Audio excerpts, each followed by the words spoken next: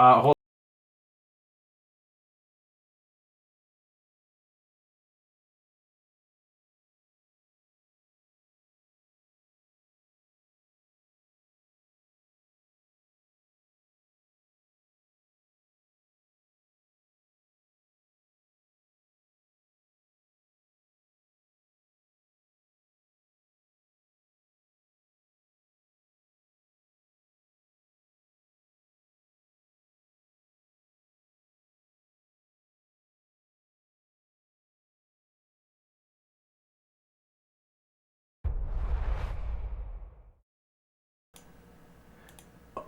Unmuted. All right, all right. Hello and welcome to Odyssey of Eternity. We are here on our new Fireside chat show.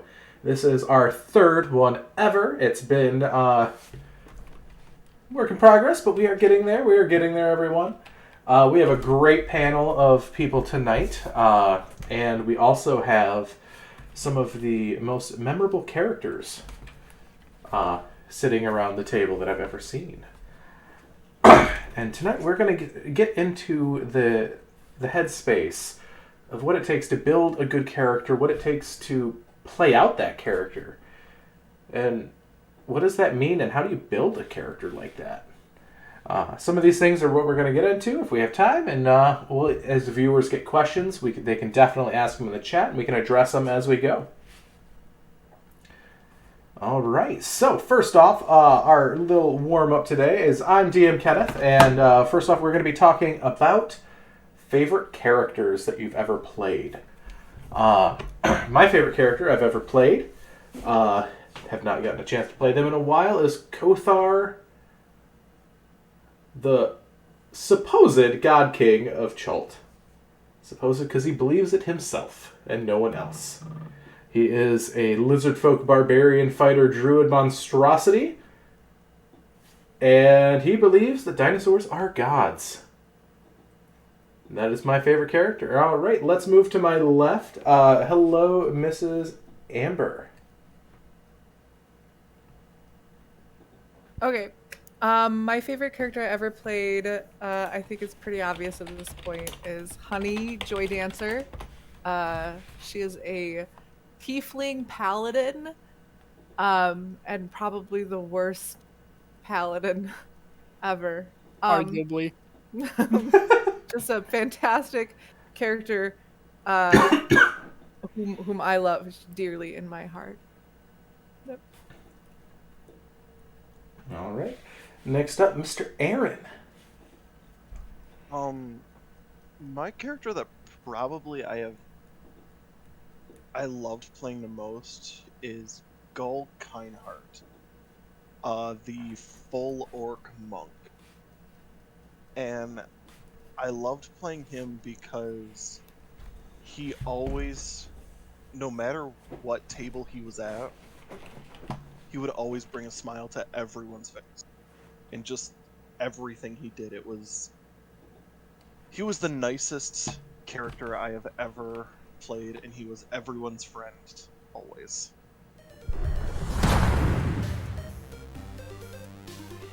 All right. Following down, Mr. Kelly. Who was your favorite character? And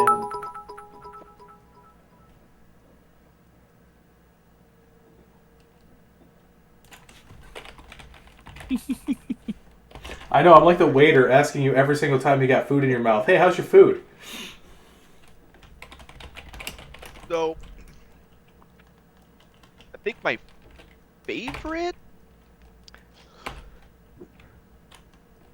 It'd probably be one that I'm actually still currently playing. And that is Dantalus Fiston, which, if there's any Dragonlance fans out there, it's Fiston Dantalus. I just did it backwards because, why not wizard? He is an elf.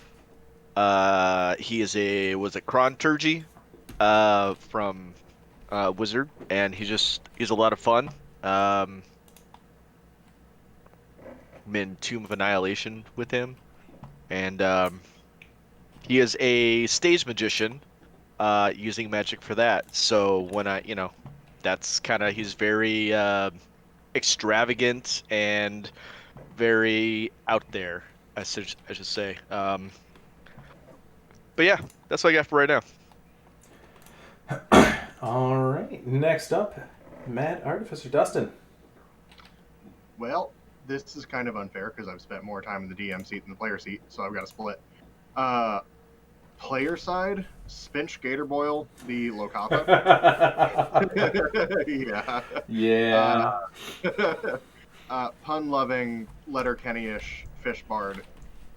So that many sounds puns. amazing. So many puns, so much insult. Just roast 100% of the time, all the time. Survived a suicide mission on sheer luck. DM side of things would be Tarik the Obsidian Pharaoh. He is a recurring, completely insane lich that shows up in all of my campaigns, who decided since he's never going to be the hero, he might as well annoy every major villain. And he just does petty things to be the most petty being in existence. You'll love to see it. All right. Next up, Moros. Given that if I only picked from player side, it would just be one character. I'm going to choose from DM side and say generic Spanglebanner, who was a nature druid, who I had to make on the fly since nobody in the party wanted to do any sort of healing. Her backstory was super cool by the end of it. Unfortunately, she had to go at some point, and I had to kill her. Love it. All right. Next, Jask. Yeah, so I'm gonna have to split as well as somebody who's mostly DMing. I only recently got to be able to start playing games. But favorite on player's side from the same game as Honey Joy Dancer was Yoral Malignus and Malignus Magnificent Traveling Menagerie Mesmerizing Bizarre Spectacles. Well, you gotta give the full title. You gotta give the full title. I'll give the full title. Okay, I'll give the full title. That was his title at game start, by the way. You don't do the character game, service if you don't give him that title. Yeah. By the end of the game, his name was Yoral Malignus, a Malignus Magnificent Traveling Menagerie and Mesmerizing Bizarre Spectacles, Master of Feng Shui, Piercer of Clouds, Player of Pipes, Licker of Ichor, Taker of Teeth, Kaiju Devil Wrestler, Eyes of Light, Taste Tester of Mysterious Liquids, Creator of Archangels, Lord of Cats, Horde Slayer, Tarrasque Hunter. And we're all just going to pretend like it's cool, he can just rattle that off? I've got a lot of practice. This is normal. You should see the way I can rattle off gobbledygook from Heckna's Revelia, like Raleigh Rune for Revelia. But he was just chaos embodiment. In fact, at a certain point, Ken had taken away my alignment, and I was just chaotic. We had like a bunch of lawful paladins. We had like 3 or 4 paladins in that campaign. One person remained lawful, and he was lawful evil. And that was almost entirely because of Yoral. He had a few moments of weaknesses, but like... Yeah, he had a few moments of weaknesses. But overall, he was lawful. Yeah, he gave into Yoral like twice. Yeah. And just absolutely a magnum opus of characters for me. And then for DM side, I would have to say Jester Galbian, because I think I talked about him last time we did this. He's the best villain I've ever created. He was so good at being like the henchman of the main villain, that they forgot the main villain even existed. So, absolutely my favorite, because he did the job he was meant to do. All right, sounds wonderful. All right, last but certainly not least, Schneidi. My favorite one from a player side is the one I'm still playing. It was a toss-up between him and Calyx, but Calyx was a lot of the story and like the interactions he had with the other characters more than it was about playing him as much, just because the story was phenomenal. Telwyn, just because I got a little bits of pieces of my personality and like rewriting the canon for one of my favorite face in the book. I had a lot of fun with. And it's just that whole, it's easy to kind of inspire a story when you take little pieces of yourself and stick it in there and then kind of shape the rest of it around, how he would see things, the exposure he gets from different, people and experiences or whatever. and it's just been a lot of fun to be a part of that story with the people that are involved. Absolutely. All right. Thank you, guys. All right. So first off, I want to. Kelly's raising their hand. Oh yes, Kelly. Yes. Sorry, my hand was disappearing. Actually, I do have a question for everybody. What's the favorite character, as in another player that you played with? When you're like, man, I would totally play with that one again. Like, they ever bring that character, I am so down. Like, that's who I want to play with. Eugene? So, That's a great question. Let's go back round robin. So, Amber.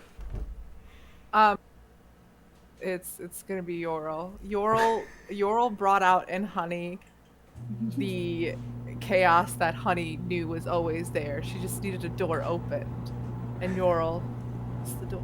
It's great. Yeah, because you started Honey off as a pretty. Like, still a little bit of a party girl, but not Yeah. Yeah, not so like I'll not get like into it when we talk do about the drugs off concept. of a hooker party girl. Eventually. No, But she I think, got there. I think so. When we go into like describing what our inspirations was for creating the character, I'll get into how I built Honey to begin with. But it took a hard left turn when the Yoral interactions came on, and I have no regrets, just none. Yoral did that to literally everyone except for arguably the Turtle and the lawful evil paladin. Yeah. All right. So next up, Aaron. What character do you remember the best playing with? So a few of us have a friend named Morgan. She had a character that I had so much fun playing with. He was a dwarf. I want to say warlock. I can't remember exactly his class or his first name, but his last name was Mug Chugger, because before every single battle, they would just chug a mug of beer. Every single combat, before combat, they would just down a mug of beer. And their first round of combat, I remember was throwing the mug at the enemy. And for some reason, I have always thought playing with her, because I had so much fun playing with that one character. I played with that character a few times. But yeah, that's the one where I remember most about. All right. Next up, Kelly. Now that you have some more food in your mouth. no, I'm trying to help with some drama of a 13-year-old. So there's been a few that I've actually really quite enjoyed playing with, but I have to go with one because it sticks out in my mind the most, is because I hated the character so much, but then I also loved the character because of the fact that I absolutely hated the character. And it's this guy who happens to be kind of this very redneck kind heart that ended up giving up his life. Yeah, I think that's Aaron's character from TOA, and I don't know why I'm blanking on his name right now. Gohan, yes. And this guy, wow. I just couldn't do it. But then also it's like, well, no, you gotta bring him along. Like, it's good. It's like one of those things where, God, I hate to love this guy. And but yeah, so that's what I do, just because his personality and everything came across so well, and I hated it so much. I loved it, and it's always stuck in the back of my head. So yeah, that's who mine would be. All right, Dustin. My friend Jules's chaotic neutral rogue cleric fortune's friend of Aladamara, Wafa Ha'abi, was a hot mess, and I hated how much I loved him. For those of you not familiar with 3.5, Fortune's friends took the luck feat and did meth with it. They could turn 1s into 20s, 20s into 1s. They could re-roll like a million things a day. He once invented Christmas and then imperiled it just so he could save Christmas. So he could get a discount at a brothel. He hated tyrants with a passion, and there was good in him somewhere, if you could coax it out. But you just never stopped laughing, and by the end of it, he had developed such a relationship with the god of tricksters that when we couldn't explain something, it was just all Damara thinking it was funny. Because there came points with Fortune's friends that you couldn't explain how in the world they made the save against a grenade going off right in their face and being fine, so we're just rolling with all Damara thought it would be funny. And he just kind of spiraled out from there. All right. Moros. I would say one of my friend's characters, Rend, who was a Warforged and came from a series of Warforges. His backstory was so rich because the player had originally played the wizard who, like, gained immortality and then just, like, had a bunch of Warforges around just to do shit for him. And, Rend was, like, almost like the big hero character of just, like, new to the world, doesn't understand anything, goes out, hits Ravenloft, and all things go into chaos. As they do in And it was Ravenloft. just, yeah, and he ended up adopting a small kid at one point, which was like, oh, my heart. It was so sweet and so dangerous. But yeah, I would invite that character back to my table at any point because Warforged lived for so long. But also, the player was just really amazing, like, when he was in character, because you could just, night and day, the switch was there, and it was amazing just to have him. All That's right. it for me. All right. Next up, Jask. I am going to once again rebel against this one-person format, and give two answers. First, literally any character made by Jim, any of them.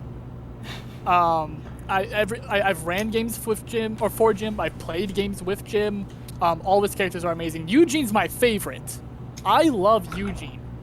But I would absolutely in a heartbeat play any other table with Jim and any of his characters. And then the other one is Beep. Beep's another very good friend of mine. Beep's not the real name. I've only ever known them by their screen name. I know their real name, I just always forget it. But Beep is also, like, for those of you that have seen Jim roleplay, Beep is beyond that even. Like, Beep really gets into character. They go hard, and, like, their characters are always super amazing.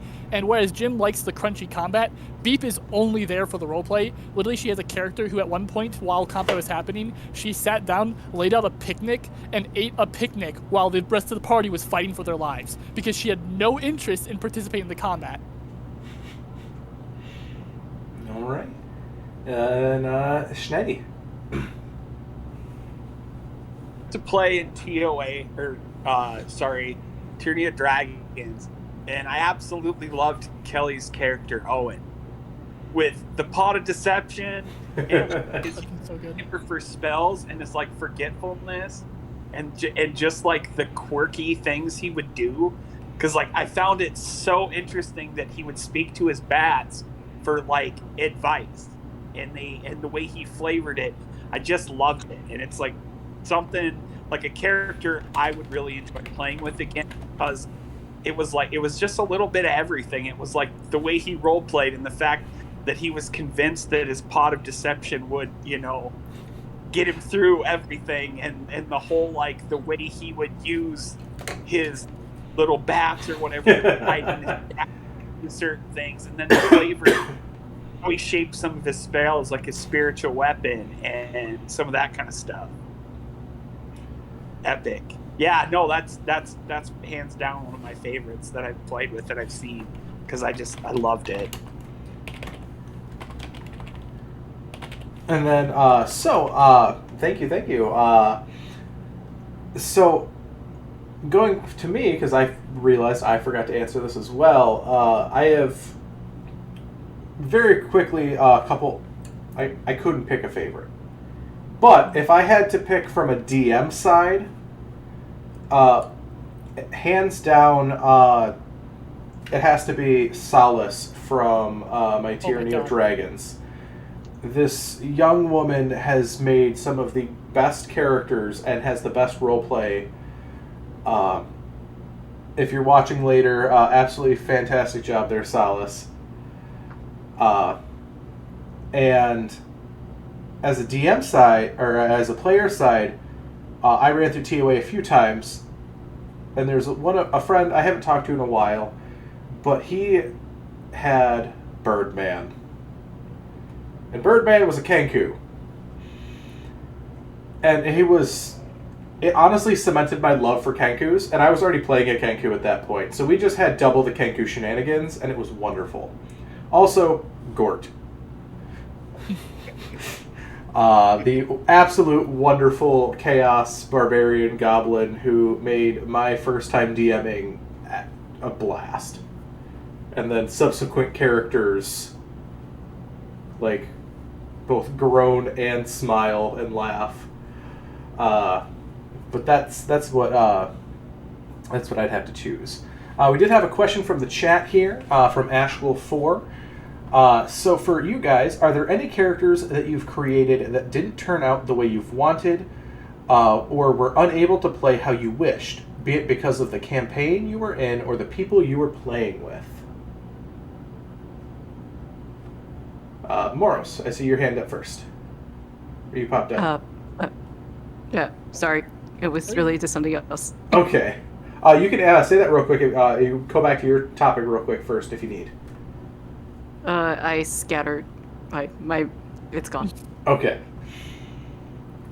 All right. So who wants to go first for this one? Okay. Well, we have. I'm just gonna roll a d6 for this. All right. Looks like Kelly, you are the ones going first for this. The dice. Nope. Definitely not between me. I was saying that between Godric or Jasket and Leaf. I don't know why it's Leaf, but that they should do paper rock scissors. I was just trying to get it going. Be a part of that mess in Discord. Shears, Boulder. Aaron, you can go ahead and go first. Oh, okay. Yep. So the timer has started for you. Changed my name for it. I would have to say, the character that I didn't play him how I wanted to, but it was during a Tomb of Annihilation, Hullis. Hullis was a tiefling Hullmaster barbarian. And I wanted to play him as a Leviticus tiefling, where he was all about cold, he had goat horns and everything like that. However, during the time of playing it, I was playing Adventures League quite a bit, and Adventures League had the rule where it was PHP +1. So I couldn't play him as a Leviticus tiefling, so I had to play him as just a standard tiefling, and basically ran it all as flavor. And also that party that we ran with TOA, he didn't quite fit into the group that much. It didn't quite work very well with... It was a very disorganized group, so I wasn't able to play him how I wanted to. He was supposed to be this, like, frontline. He is the vanguard. He is the first one into all combats to make sure everyone else kind of can, survive the combat. He's the guy to take everything. And I couldn't play him the way I wanted to because of multiple reasons, but those were the two big reasons. I'm gonna explode if I don't say it. Levistus, not Leviticus. Levistus? Oh, my It's apologies. Levistus. Yes. Levistus? It's he's literally my favorite Devil Lord, so I had to correct it. Oh, I my think apologies. Leviticus is a Bible book. Okay. Leviticus comes from the Bible. Yeah. Levistus. Okay. Yep. Both applicable, sort of. Yeah, kind of. But yes, that is what I just wanted to say about that. So. Okay. It comes right after Exodus, and it's before Deuteronomy in the Old Testament. Neat that you know that. Random preacher's kid, pastor's kid knowledge there for you from way Well, back in the you day. proficiency in religion. Who's got next? We'll do Amber Looks here. like Amber has their hand up. Yep. Yeah. I didn't want to cut in front of anybody though. If anybody had. We'll go Amber, I can and go then last. we'll go to the next person there. So, I was playing a character called Birdie. Their name was Birdie, in a Waterdeep campaign that Ken was running. I had built the character with the idea of a very Jessica Rabbit meets assassin. Like, she's a rogue. She's very sexy, very like sneaky. And instead, the way that the campaign was played and the people that we were playing with, it just became very chaotic, and I ended up having to be more Mother Bird, and sort of the character who would organize everybody and get them from point A to point B, and get everybody to work together. Whereas the original thought behind the character itself was to be sort of the loner, beautiful assassin. Did not work out that way. Literally ended up being a mama bird, ironically. What Not was intended. was it due to? And you don't have to dive into this if you don't want to. Was this more due to how the roleplay was going, or how players were really actually kind of taking it?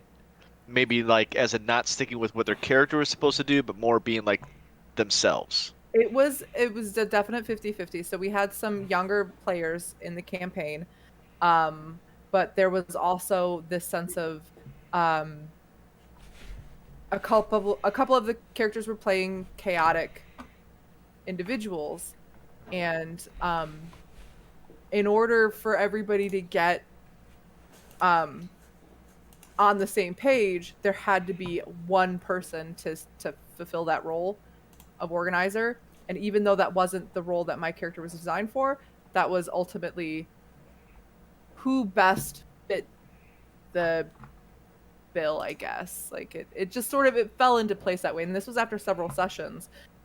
And it worked out in the end, in the sense that we got the mission complete. Disappointed that I didn't get to play the character how I had originally designed her, but it tends to happen that way, and that's the only one out of the several that I've played, so I'm not that disappointed. Okay. Next up, I see Jask, you got your hand up. Okay. So this actually helped inform my decision for our Monday game. I played Grimson and Tom LaVey in a campaign that had 8 people in it at one point. Whereas a lot of my characters, I tend to make them to be kind of like they can be in the background, but if there's room, I will put them in the foreground. Grimson needs room to move. And I found that out during that campaign, and he just felt very stunted. Because there being 8 people, there wasn't a lot of time to take the spotlight, because we were like stuck because some time constraints. We were stuck doing 2-hour maximum sessions, which meant very little time for each person to get their time in the spotlight. So he ended up being like the most garbage version of Crimson I've ever played, just because of that. So in our Monday game, I was going to play Grimson, and then I found out we have 8 people in that game, so I immediately swapped off him. I made a whole new character for our Monday game last minute.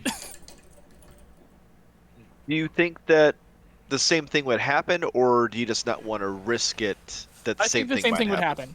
We just got out of a Monday game that had a pretty, for the most part, cohesive group, and I still felt like we didn't have enough spotlight time for each person, and that was, what, 1 less player than 8?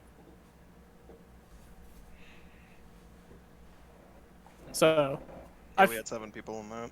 Yeah. 6 or 7, depending on how many worlds there. Yes, Dustin. I was just gonna go next if everybody was good. I Okay. don't want to cut on. Yeah. So we ran an Eberron game, and that entire game did not turn out how I wanted because I realized I did not have access to enough Eberron source books. But I ran an artificer named Baron, Baron was a tiefling that wore Prada, and my goal was to be a high-class aristocrat that did not want to be here with these people, but had to be here with these people. And I had a lot of fun with him, but he didn't end up being what I had planned. He ended up actually caring about people, which was originally part of the goal. It was very much one of those, you're filthy and I hate all of you, but don't die, please. You're the only ones that talk to me. And, it just kind of turned into Curse you for genuine making me care. yeah, that was kind of it. So it was kind of a positive turn of, oh, I guess he does care. So Was that more character development, like built into the game, or is that you just making an adjustment to the character? both, because I realized you can't keep charging people bills for Revivify, and they won't keep paying you.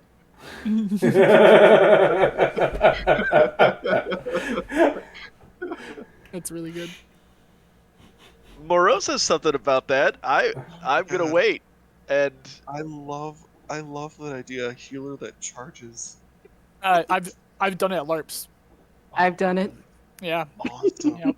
had to purchase coupons from a certain healer on Fridays before Yep. our Icewind Dale campaign. Ended up owing this healer quite a bit of money and ended up funding a hospital for For a kids. good cause. Yeah.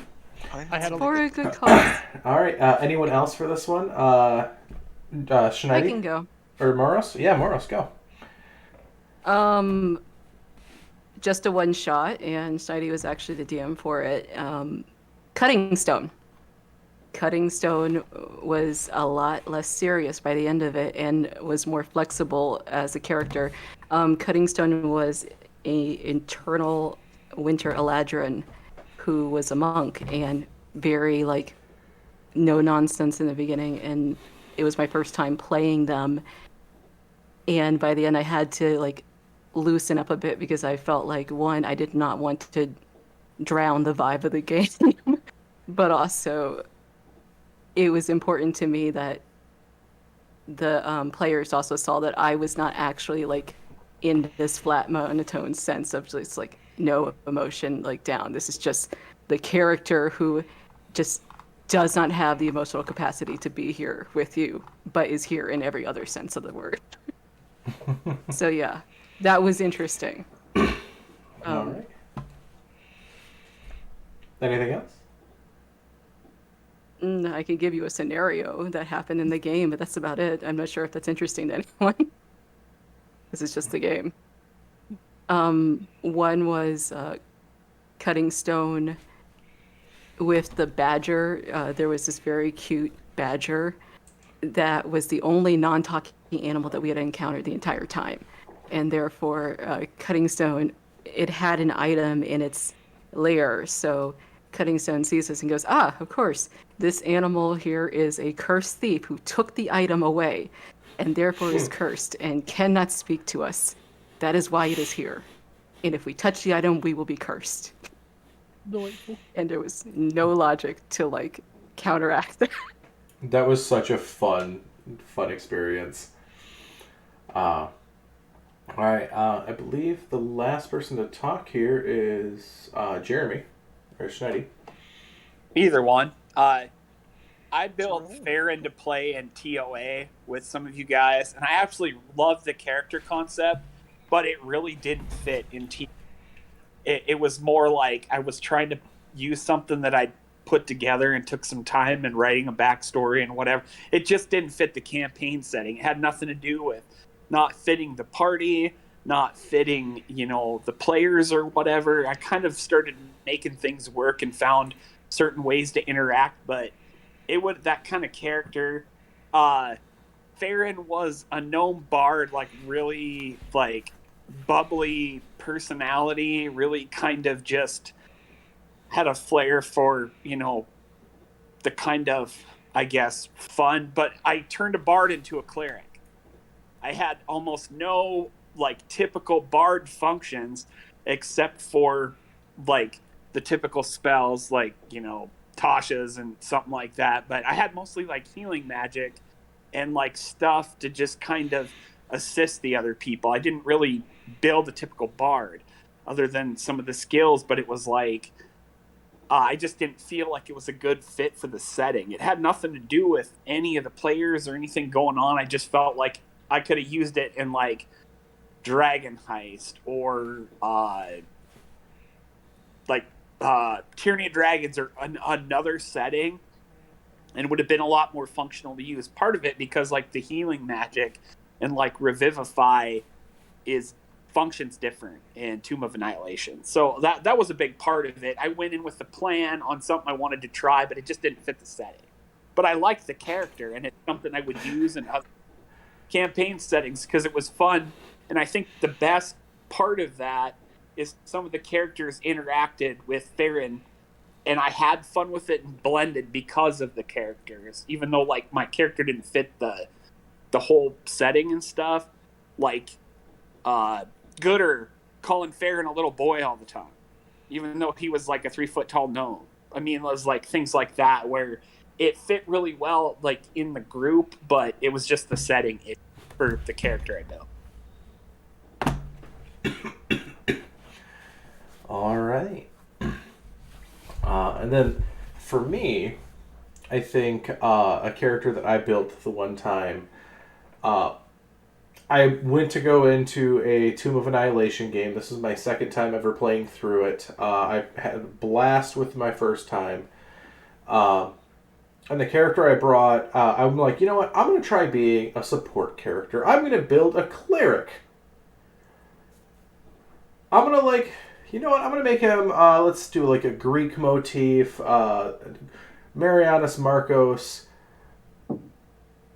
It's going to be awesome. And this is right before, I believe, Xanthars came out. I got the first session, and he was an Aasimar. Got my butt just kicked right to the curve. Like, it was awful. And I felt like I wasn't useful for anything, even for healing, because I was the first one down.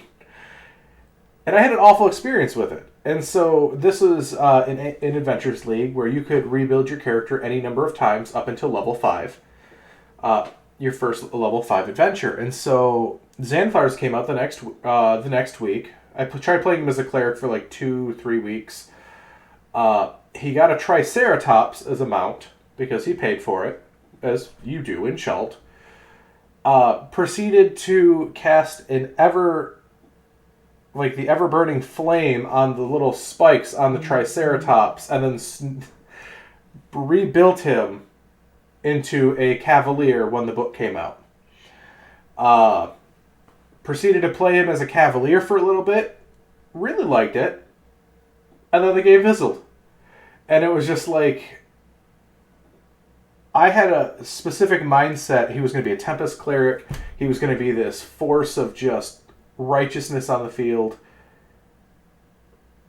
And then he took a dirt nap in the first 3 seconds of combat.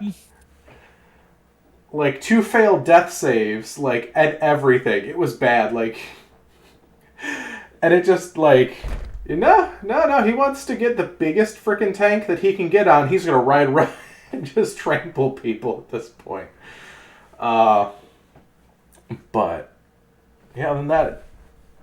Kothar was also like that too, but that was just because I never thought that he would become have a god complex because I couldn't kill him. I couldn't do enough to kill my own barbarian character by playing recklessly. At a certain point, they start snowballing to the point where you can't kill them. I think it's just the curse of playing recklessly, because, I mean, look at Yorl. Yeah. He was a wizard. There was no reason he should have survived running into melee to back of his stuff. But he did.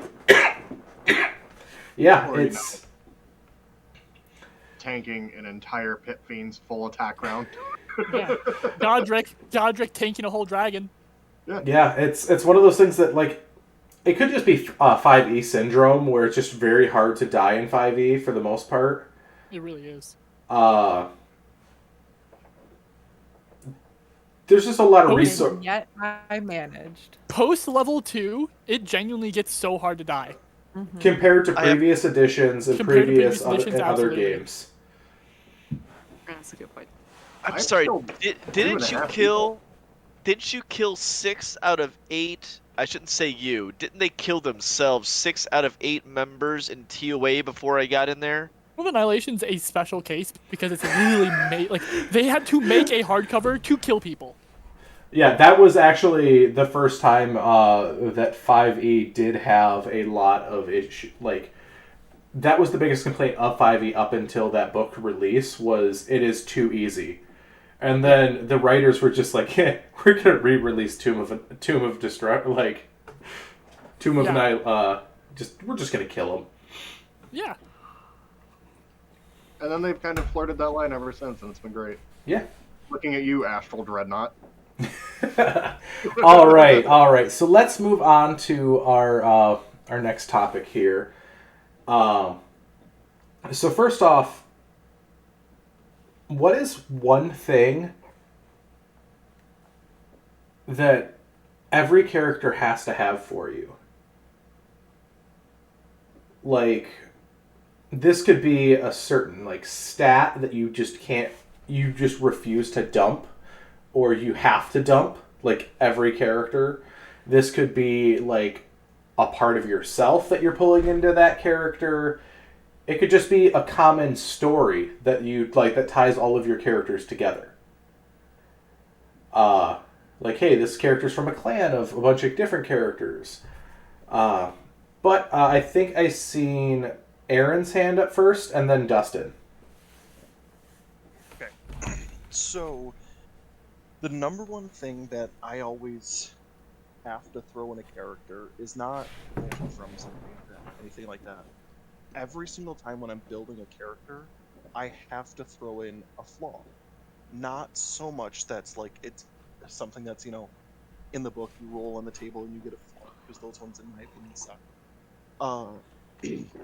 The flaws are something that, because yes, I get our characters are the heroes, they're the protagonists of the story, but I view them as people.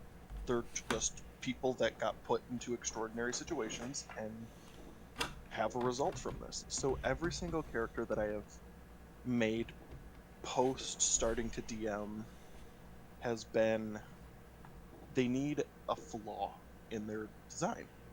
They need something to, like, that holds them back from being or the most perfect god creature out there. Like, for instance, Gohan. Kelly mentioned him earlier, Gohan. Gohan's biggest flaw was he didn't run away. He didn't run away. He stayed. Name an instance in which he ran away. He literally stayed next to you while he died. He didn't run away. The character that I'm making now, his flaw is he doesn't. The character that I'm going to be starting on Monday, Leaf. He doesn't like to be called a different race. He's a fairy. He doesn't like being called Pixie. He doesn't like being called Sprite, Eladrin, anything like that. He is a fairy, and that is what he is. You do not call him anything else, or he will hurt you. And every character, for instance, Gull. I mentioned him earlier. My favorite character I've ever played. He wasn't smart. Was it considered a flaw? Up for debate. But in the end of it, there was no way he was making any intelligence checks or any intelligence saving throws by any means. He had a 6 intelligence. Like, he was not smart. And he knew it. And that's something, too, that I try having with my characters. My characters know that there's a flaw. They know that they're not this perfect hero. I'm the knight in shining armor. It's like, no, there's a few dents in there. So that's kind of the thing I have to throw into a character in my own personal creation. All right. Next up, Dustin, you were next. So all of my characters have to have a way to, in character, break tension when necessary.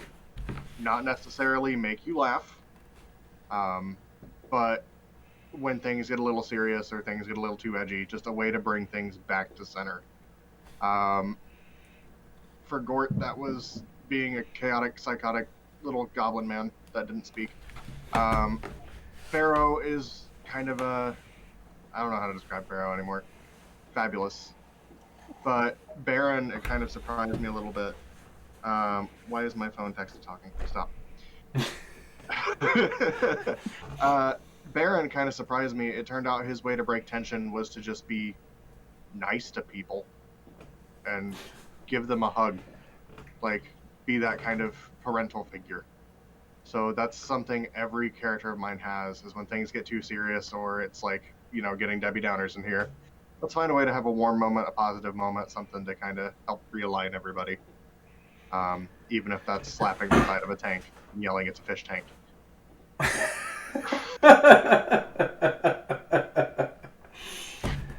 All right. Anything else you want to add to that? No. All right, Amber. Thank you. I don't know how to enter conversations. It's been a long time since I've raised my hand for anything. One thing that I make it a habit of doing is I take a trope of what we, or maybe not so much as a trope, or what we assume a race or class is supposed to play, or how they're supposed to be played, and then I have to. I feel like it's my personal mission to twist it. An example being like, my paladin was a party paladin who worshipped the goddess of festivals, and she took it in a way that meant all party poopers had to get it, like, gone. And then I had a druid, a Furbolg druid, who Furbolgs are supposed to be like almost gentle giants, and my druid is supposed to be very nature loving, and there's this part of me that goes, I don't want to play by certain rules just because that's how we assume these races or classes are supposed to be played. And so she ended up being an absolute savage. And again, I find either the race or the class and how it's supposed to be played or how it's traditionally been played. And I said, I'm going to try and sort of do it, but also mess it up completely. I don't want anybody to think that this is how races or classes are supposed to be played. Absolutely. I make my own rules. And I build every single character in the same sense of like, how is this supposed to go and how can I mess it up completely? Yeah, Eofor was one of the characters that I loved as a character but terrified me as well, due to her proclivities. Gift bagging certain body parts. Yeah. Certain male body parts. It was great coin purses. Yeah. Anything else there, Amber? That I saw some faces. No, that's it. Mm-hmm. All right, Moros, I seen your hand was up. Yeah, mine is a bit weird. I need a song or a playlist. Period. I need at least one song for every single character that just is my vibe. It doesn't have to be the whole song, but every time, gotta have one to get started. I like that a lot. I feel actually. that. Yeah. I make playlists for the ones I like. See, I've made one playlist for a character, and I became so emotionally invested in that character, and I've never been able to play them ever since. I got to play 2 games with them. I even bought special dice for it. I made one for the COVID demon, and on my drive to Fort Wayne, which is 2 hours, it was like 70, had the windows down. Big Diesel Bro had to listen to Toxic by Britney Spears, flip immediately. And I was judged so much, and it was great. But yeah, I get this playlist thing 100%, and I approve. Absolutely. All right, Jask. Okay, first off, I also make playlists, but it's usually I'm not making the playlist until like 4 or 5 sessions in, because the main thing all of my characters have is they're essentially hollow until I play them. I will come up with a basic idea, and then I'll fill it out as I go. As questions are asked about them or as topics come up, that's when the details get solidified. Yorl started off as his family was in a circus. He was not with his family for one reason or another. I had to figure out why on the spot. And the circus was an Elturel that fell into hell. There we go. Now that's why my Chaos Lad wants to go to hell. That was all I had for Yorl. And that his name was because he was very sick as a child, so his mom went, "You're ill, Yorl. That's your name now." And that's all I had for him. And then he evolved into a lot of people's favorite character of mine. And that's just in general how a lot of my characters go. I want charming but shitty necromancer guy. Okay, Grimson. I want a character that explores spell creation with an obsession. That's how I got Styx. I never go in with a full idea. I'm always super half-cocked, and it just works out for me. All right. Anyone else? Or anything else there? All right. Anyone else have anything they'd like to add to this? Jeremy, you got anything? Yeah, for me it's different because I have a creative writing minor from college, so I do a lot of like free writing, different things. And when I go to develop a character, I look at like a basic concept, and then I start writing a lot of background information, like where this person would come from, you know, how they might see certain things. Like if they're religious, I might, you know, rewrite some of the canon from the basic religion, you know, as far as the stuff that's there. Each character I kind of write some different odds and ends stuff about, and then as the story goes along, I start shaping him as part of his interactions with the other players, some of the NPCs, and to me it's writing a fluid story, but it's writing it with a co-author. Like the author itself writes a bigger part of the story, and I just write like the character portion of it. And to me, that's just kind of how I do it. I like to have little like quirks for each character. Like one may have like no social ineptitude whatsoever, like not get anything that's going on around him, period. End of discussion. Like he's so focused on writing or reading that like people got to spell out basic things to him, or you know, whatever, just like things that are happening. You know, it's like, hey, I gotta, you know, be in a place where I've got to do this for the party because I feel like, you know, we need to come together or something. But it's a part of the writing process, and everybody that DMs, I'm sure, as far as their NPCs and the story, they start fleshing out, and then they go from there once they see the development of the characters and the party. So I guess to me, it's probably anybody who DMs a lot probably does that to an extent, I'm guessing. I know for me, one thing that I always have to put into every character, because I always say my superpower is ADHD. All of my characters have what I call the timer.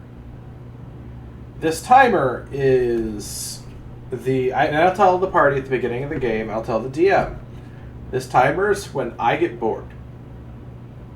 This timer is to move the story along. Something my character will act, I'll let the other players have the spotlight up until the point where the timer runs out. And then my character will do something, depending on their personality, whatever, to move things along. Kothar, my lizard folk barbarian fighter druid monstrosity, his thing, he got bored. He would literally go and find the biggest thing in the room and punch it. Or I had Veladreth Darkheart, who'd just do something dickish because he was a lawful evil asshole. Like, to the point where, like, hey, I got bored.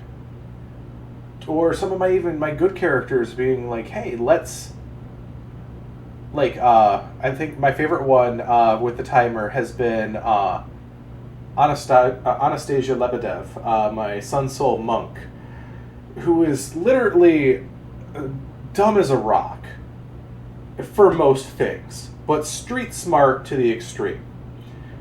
She would do something so dumb that would work. Or just create a scene to move things forward.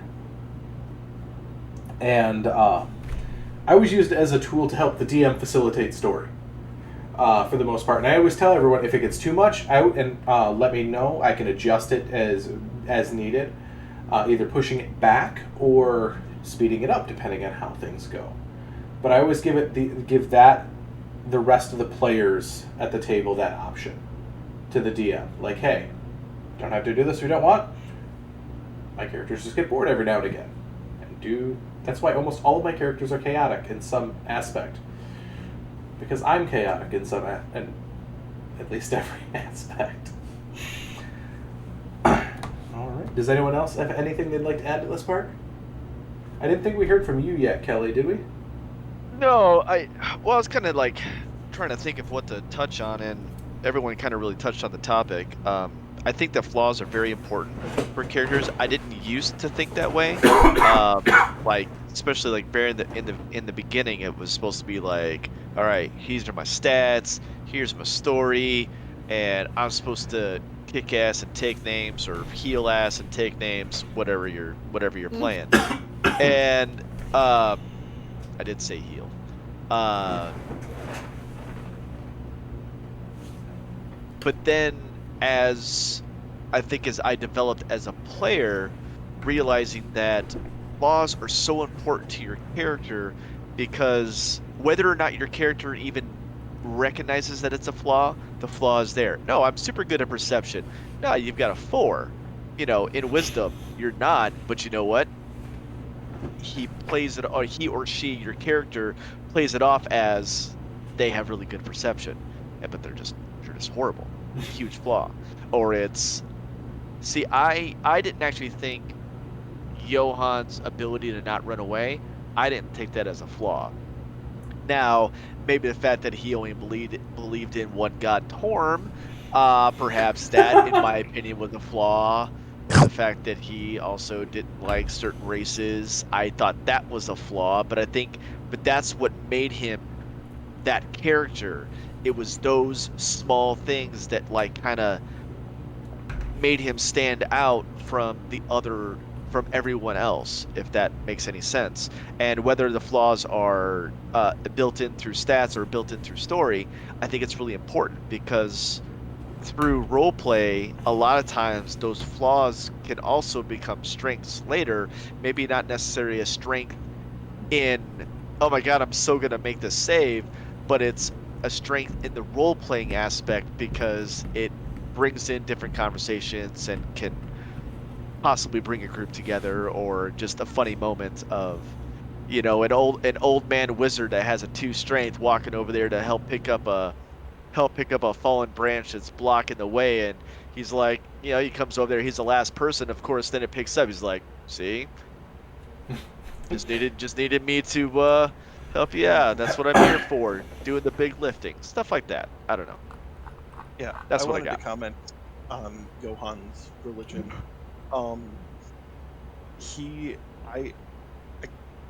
I guess that is considered a flaw. I just thought of that as part of his personality, is that he only believed in Torm. Every other god is fake. They don't exist. Anything like that. And at one point, he literally met. What was it? It was the incarnation of. Who was it?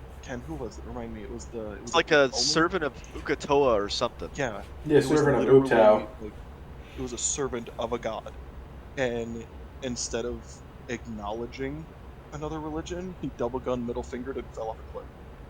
Like, he just, the idea of another god, it bothered him, so he didn't want to be in this situation.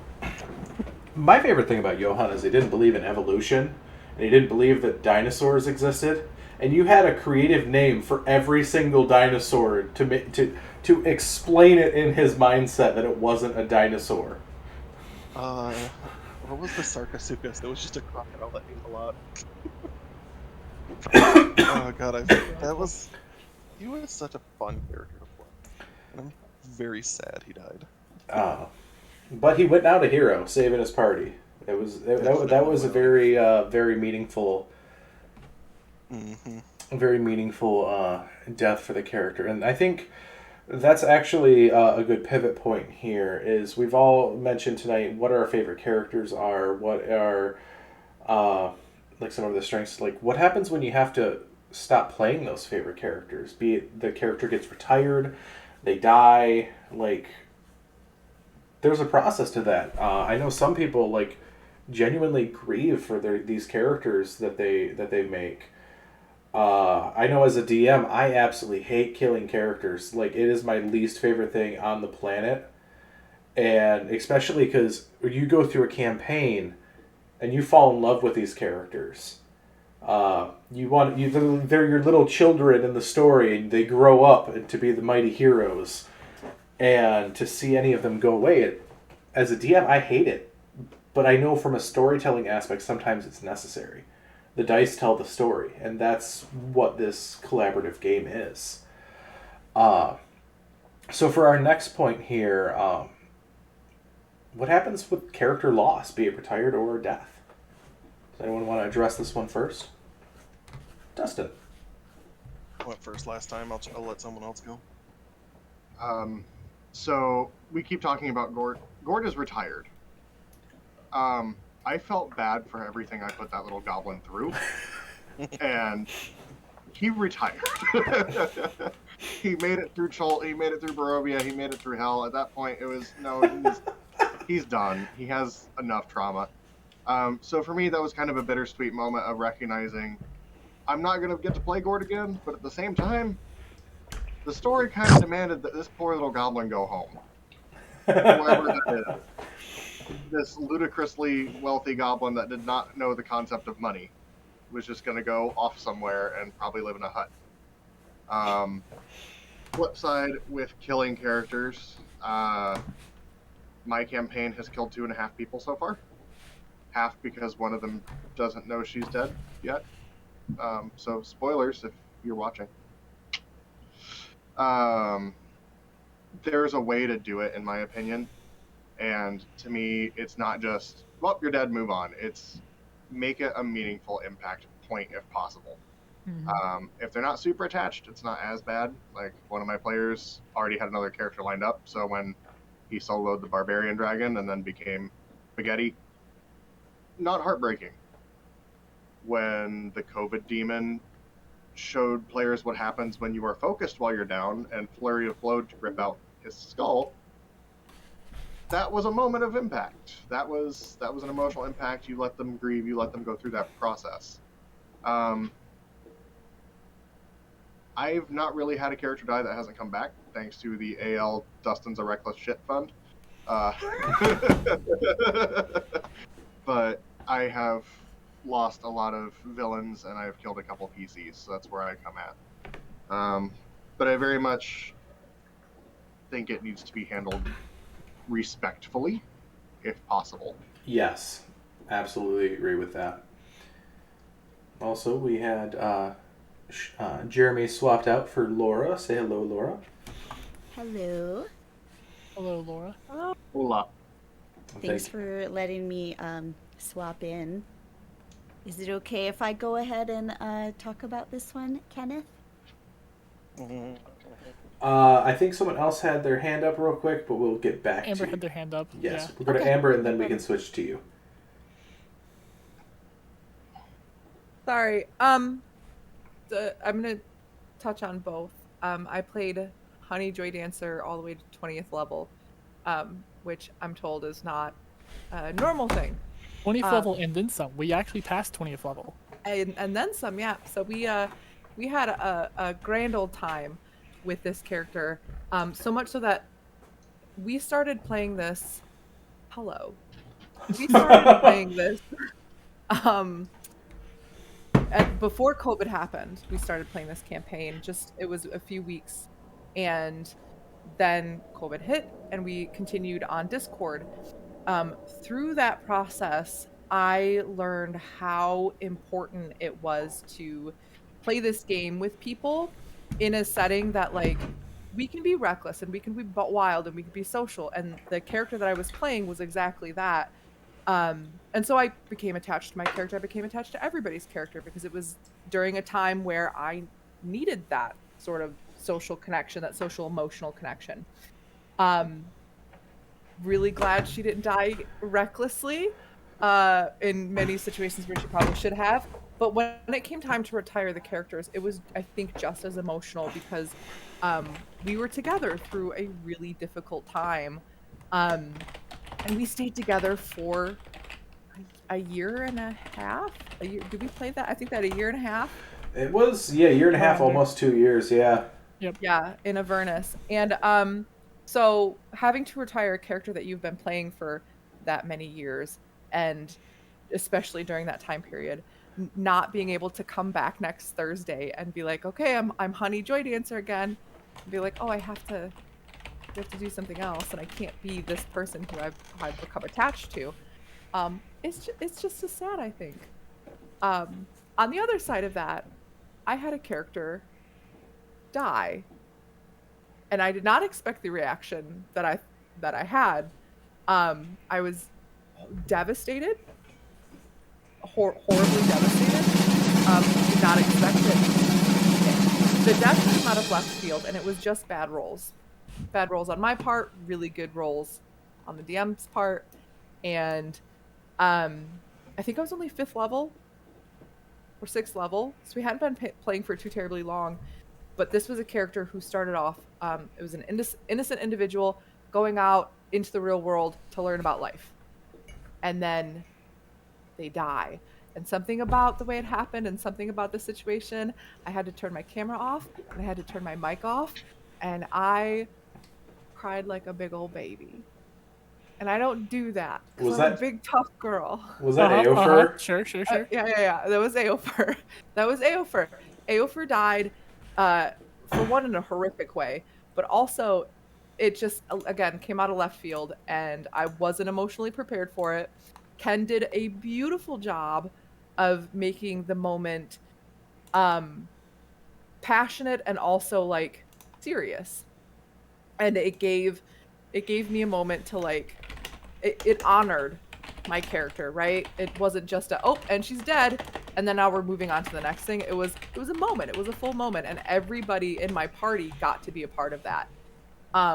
Was not expecting to be as emotional because, again, this is a fictional game with fictional characters and fictional situations, and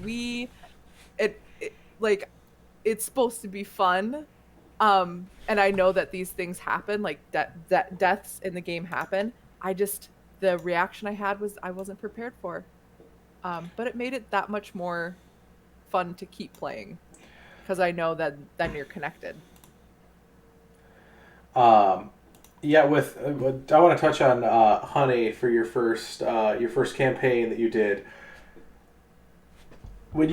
Because you only played a couple AL games before joining my campaign for that one, and so I remember you sat down for your first session for that hardcover, and you're like, I got a mini bot. I bought specific dice for this character. I bought a dice tray.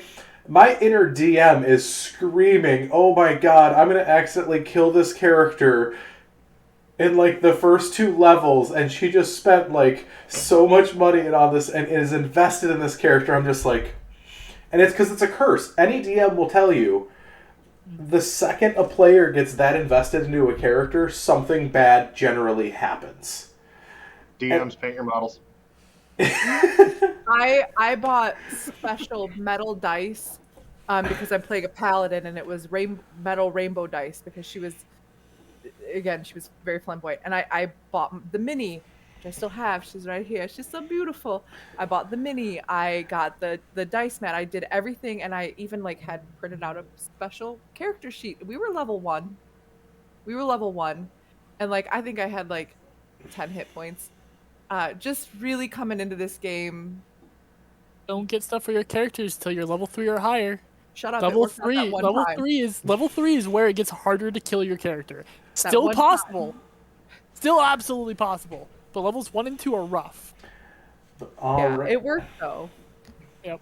All right. So now, Laura, let's get to you.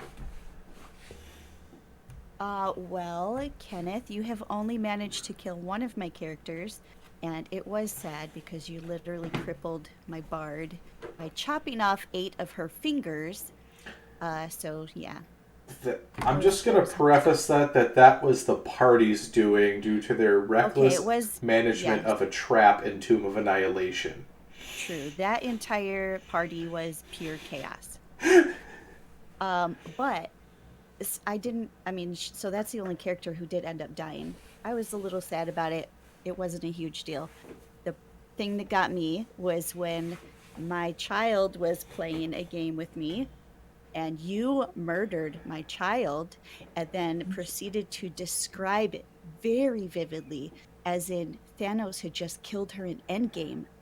And I was picturing the whole thing. I'm a very visual person. I'm literally picturing my child dying and disintegrating as if she's in the movie. And I just fucking lost it. Yeah, I thought I was actually going to have slash tires at the end of that night. There was some chicken nuggets that were thrown. A lot of chicken nuggets.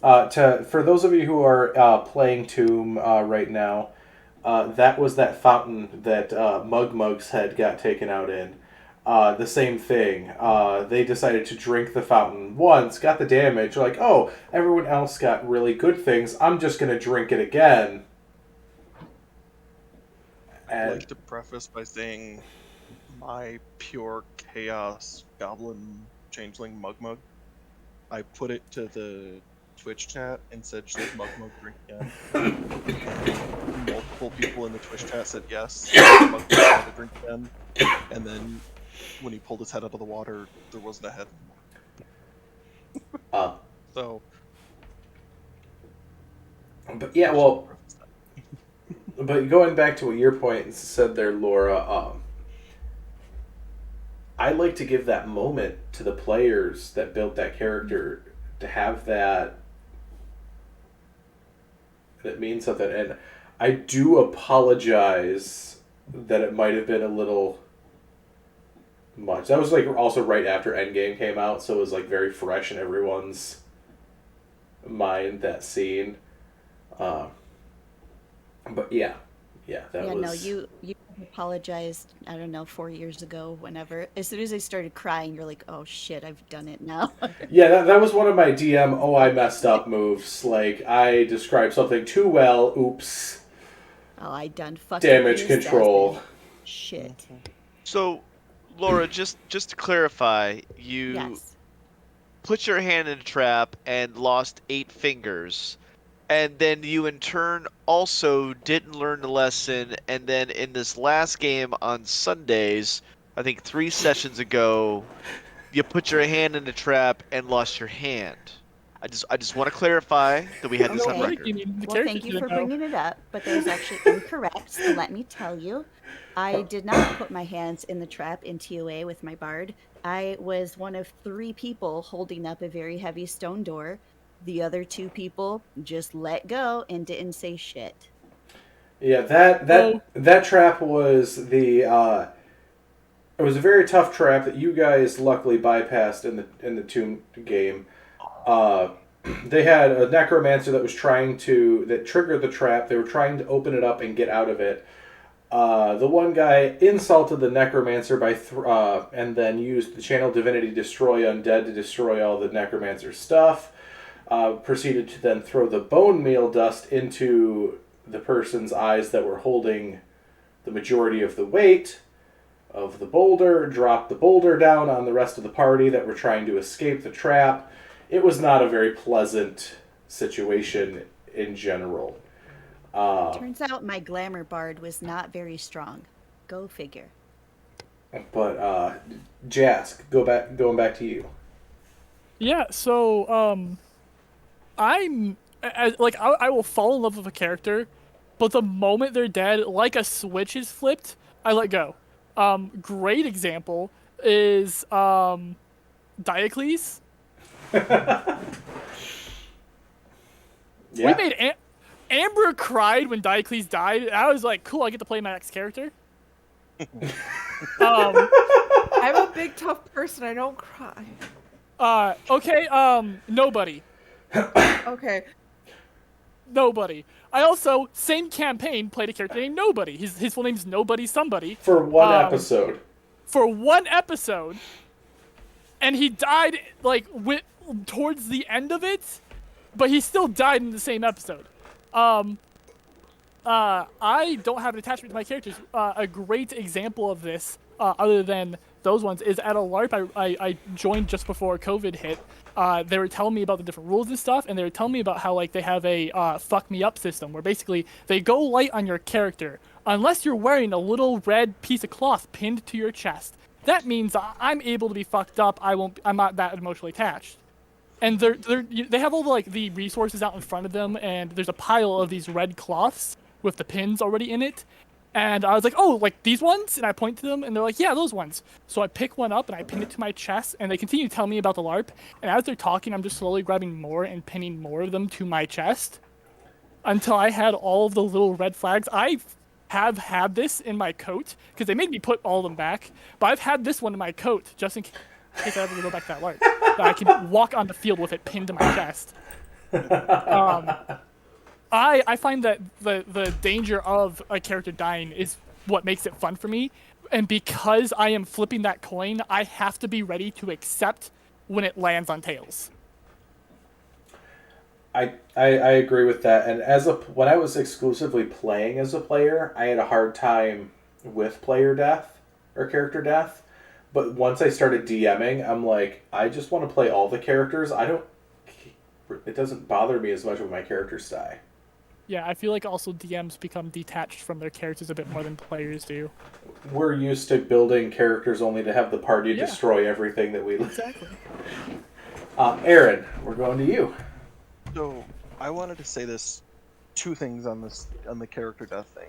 One from a DM standpoint and one as a player standpoint. From the DM standpoint, I didn't really kill very many characters. I killed characters, but not, like, seriously. And you also have to know the player of the character that you're killing.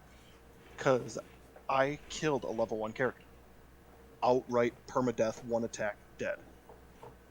And the player was playing incredibly reckless. They knew what was going on. They knew what was happening in the city. And they still... I warned them. I did the typical DM, are you sure you want to do this? Are you sure you want to do this? Are you sure you want to do this? And he kept pushing, kept pushing. And he walked into the final boss with 1 health. And the boss, one of the boss's minions, just insta-gibbed him and just killed him outright. And I was like, I mean, I told you that this was going to happen. Like, I don't really feel bad for that 1 character death, because it's like, I was essentially, you're playing your character, but I'm just making sure that, you're understanding that what you're doing is going to have some sort of, not repercussions, but there's things that are going to happen because you're playing the character a certain way. You're playing this incredibly reckless character that you notice or you walk into a town and everyone has cats on their shoulder. If you see a stray cat walking across the street, let me rephrase this. If you walk into a town and everybody has a cat on their shoulder and a cat walks up to you, are you going to kick it? No. Your first instinct is going to go, why does everyone have a cat? No, he kicked the cat, and the guards who have cats on their shoulders arrested him. And it's like, yes, that was a whole party. But going from a player standpoint now, I agreed with Gasket 100%. Characters die, whatever. I don't really like bringing characters back, except Baxon. Baxon got brought back multiple times, but that was because I actually, in his character creation, he died. So that's why I kind of felt it was more okay. But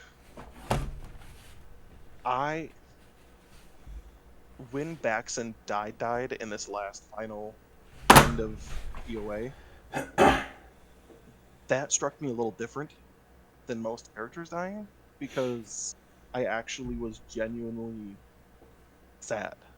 Most characters that when they die, it's like, oh, they die, they go to the perspective plane, and cool, I hop in for my next character because I have a trillion different characters on D&D Beyond. But when Baxon died, I was like, man, I'm actually bummed. Like, because I had already stated to the party that he's not going to come back. When the next time he dies, he's not going to come back. He doesn't want to come back. He's already died 3 times for the cause, and he says, 3 times the charm. I'm not coming back. So it kind of bummed me out, and I kind of got really sad about that one. But now I'm kind of worried about my next character because I'm putting a lot of backstory and depth into him, and Ken kills my character a lot. So I'm kind of bummed. Not intentionally. Not intentionally. Half the time they die from other players. Other players' actions. My cleric, who I absolutely loved and fell in love with because he handed everyone bananas, just happened to be standing in the center of a town that turned into a crater. It wasn't his fault. He had nothing to do with it. He just Wrong place, wrong time. Happened to be standing at the detonation of a nuke. Mm-hmm. Sure. But yeah, that's just what I wanted to add to it. All right. Anyone have anything else they'd like to add to this? So this is going to tie into a couple of previous questions. And I'm looking to actually... I may actually be playing this character on Mondays, but I'm not completely set yet. But, so, going into this, character death should be kind of expected. Like, you should be attached and be, like, I guess I want to say upset, but kind of like with the qualification of not upset like, how dare you kill my character, but more along the lines of, man, oh, they were so close to this or this or this, and just bad rolls or whatever. It doesn't really matter. The character died. You understand it, mourn it, and then hopefully you have an idea for something else. My issue, and this has only happened once, it was with a specific DM, which I have talked off of this with people about before.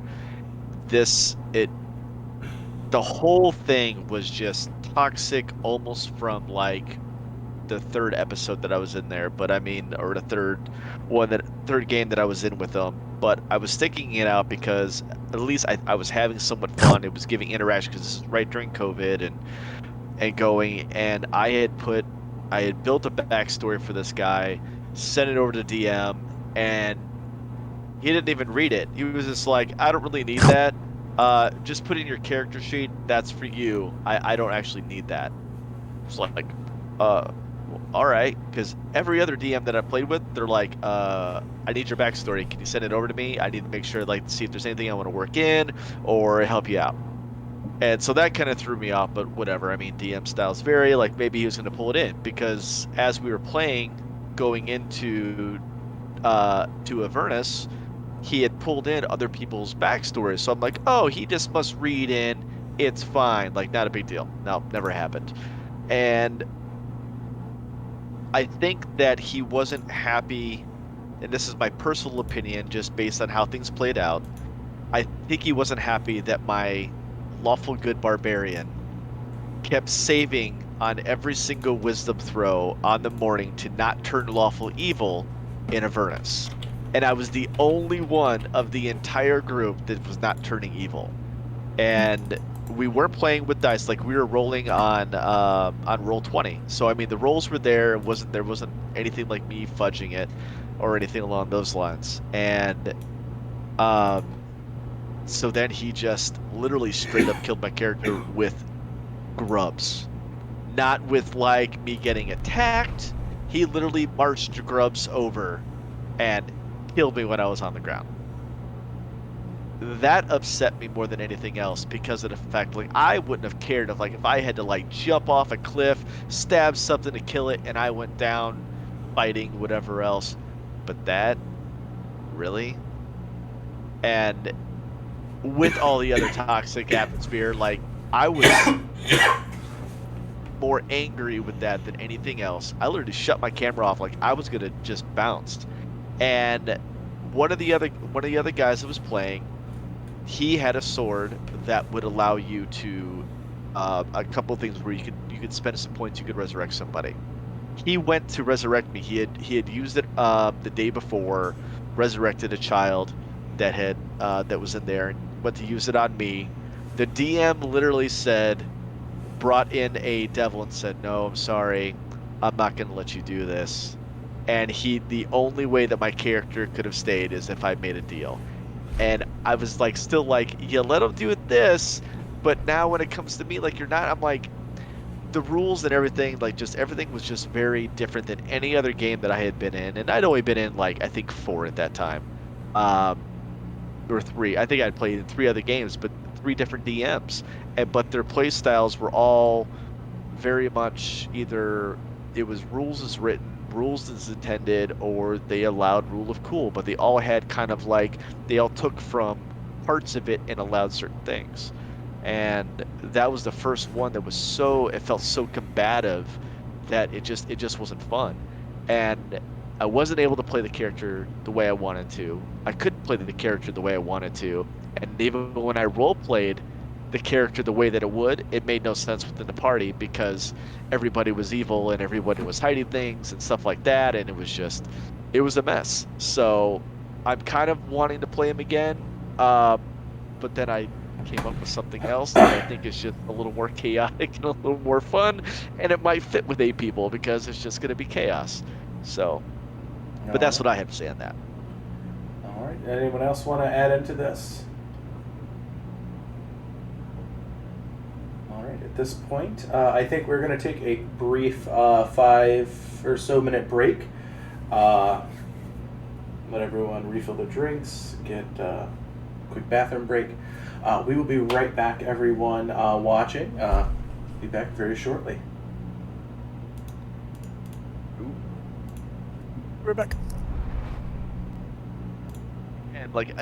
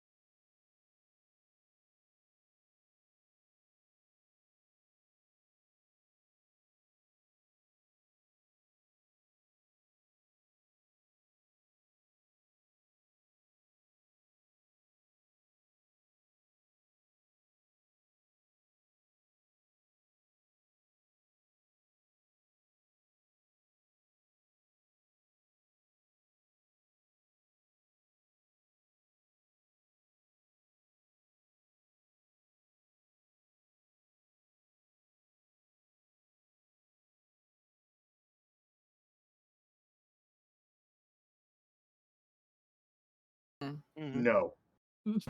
All right, so we are back, everyone. Hello? Thank you for letting us go take a quick break real quick. But we're back here, and our next topic here that we're going to... Ken's still it's muted. still muted. it should be fixed here now. Is it good? Are we good? It should be. Testing. Test. Never Showing... mind, LOL. Yeah, it's showing on Oh. my side. It's not muted, so... Yeah. But our next topic that we're going to go over here is... let's see. What is your inspiration when building a character? What do you look for to start? I see, Jask, your hand flew up faster than anything here, so we'll go for you. Random ass epiphanies. That's literally all it is. My current character that I'm going to be playing in the Monday game, Tess, was literally... I saw that we were going to have 8 players. I was like, okay, can't play Grimson. I need to pick a different player or a different character. Maybe I'll play Diggory. And then as I was pulling up Diggory's sheet to copy down a leveled down version of him, I went, what if I had a character whose name was literally just a pun on like a big action they took in their backstory? So I have the character's full name is Tess Faith. Their middle name is Tav. So their full name is Test of Faith.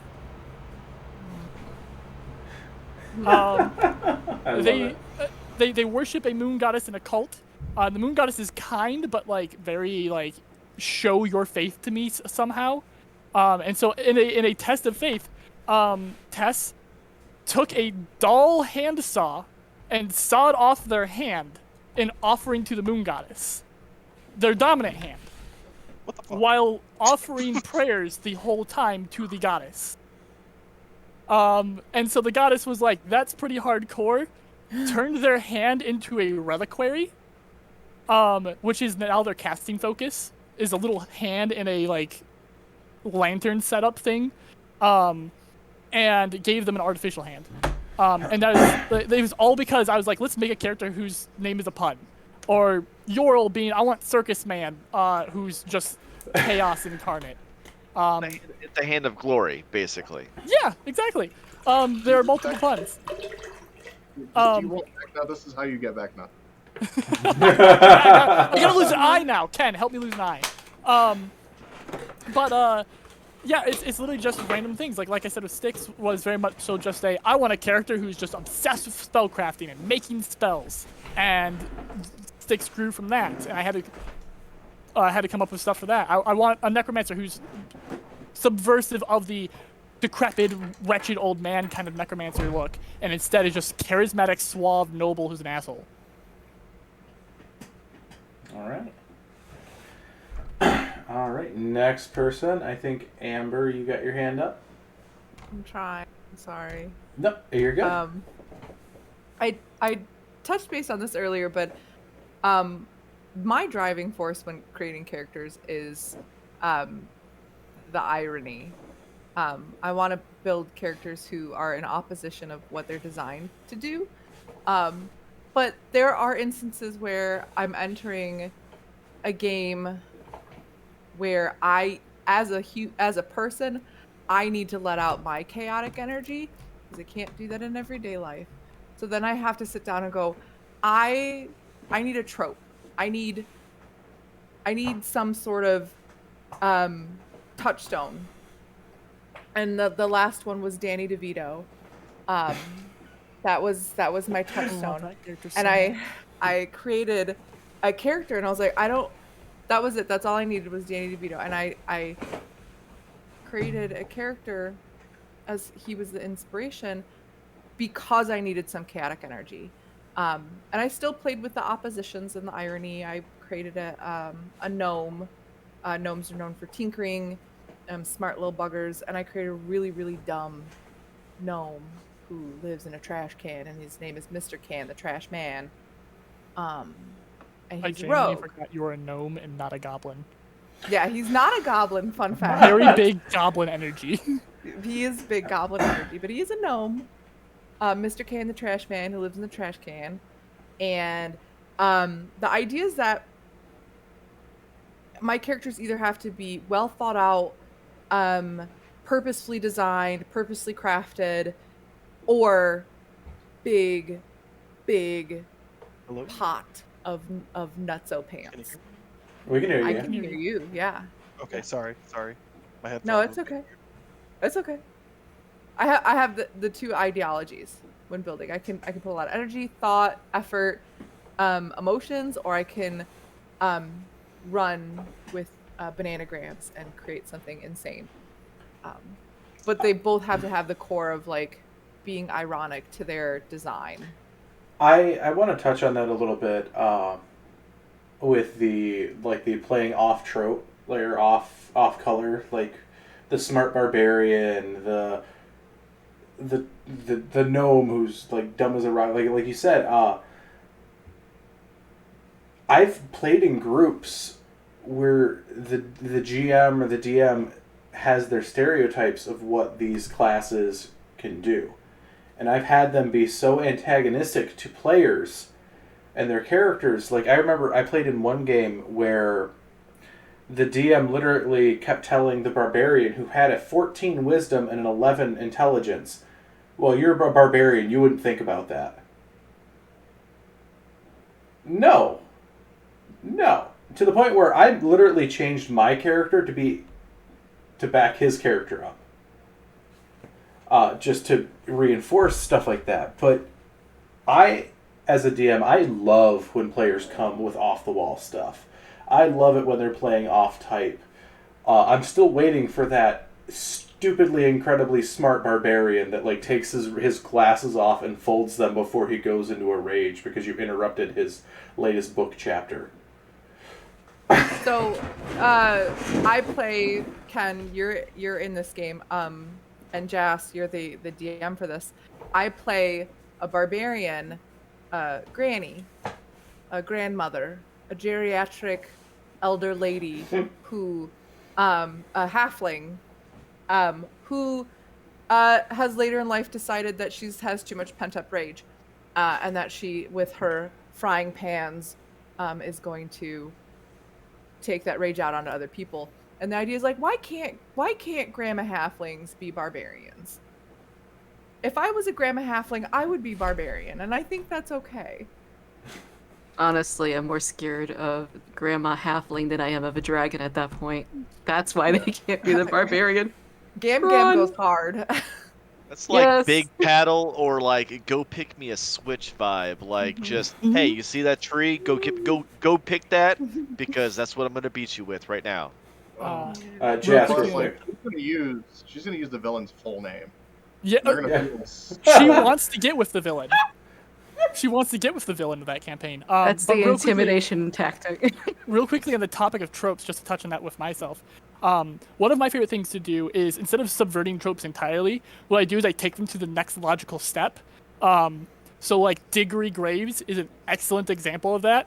He is a druid who, instead of being about life and like stomping out on death, he is about the rot part of the cycle of life.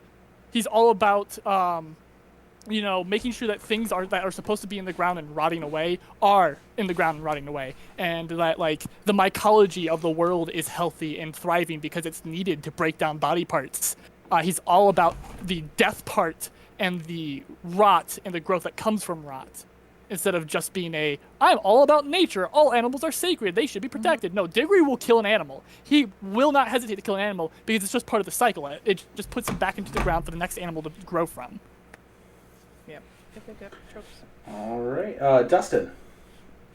So I'm 30% thief on purpose, 30% random epiphany, and the last third-ish is accidentally stealing things and not realizing it until about 2 sessions in.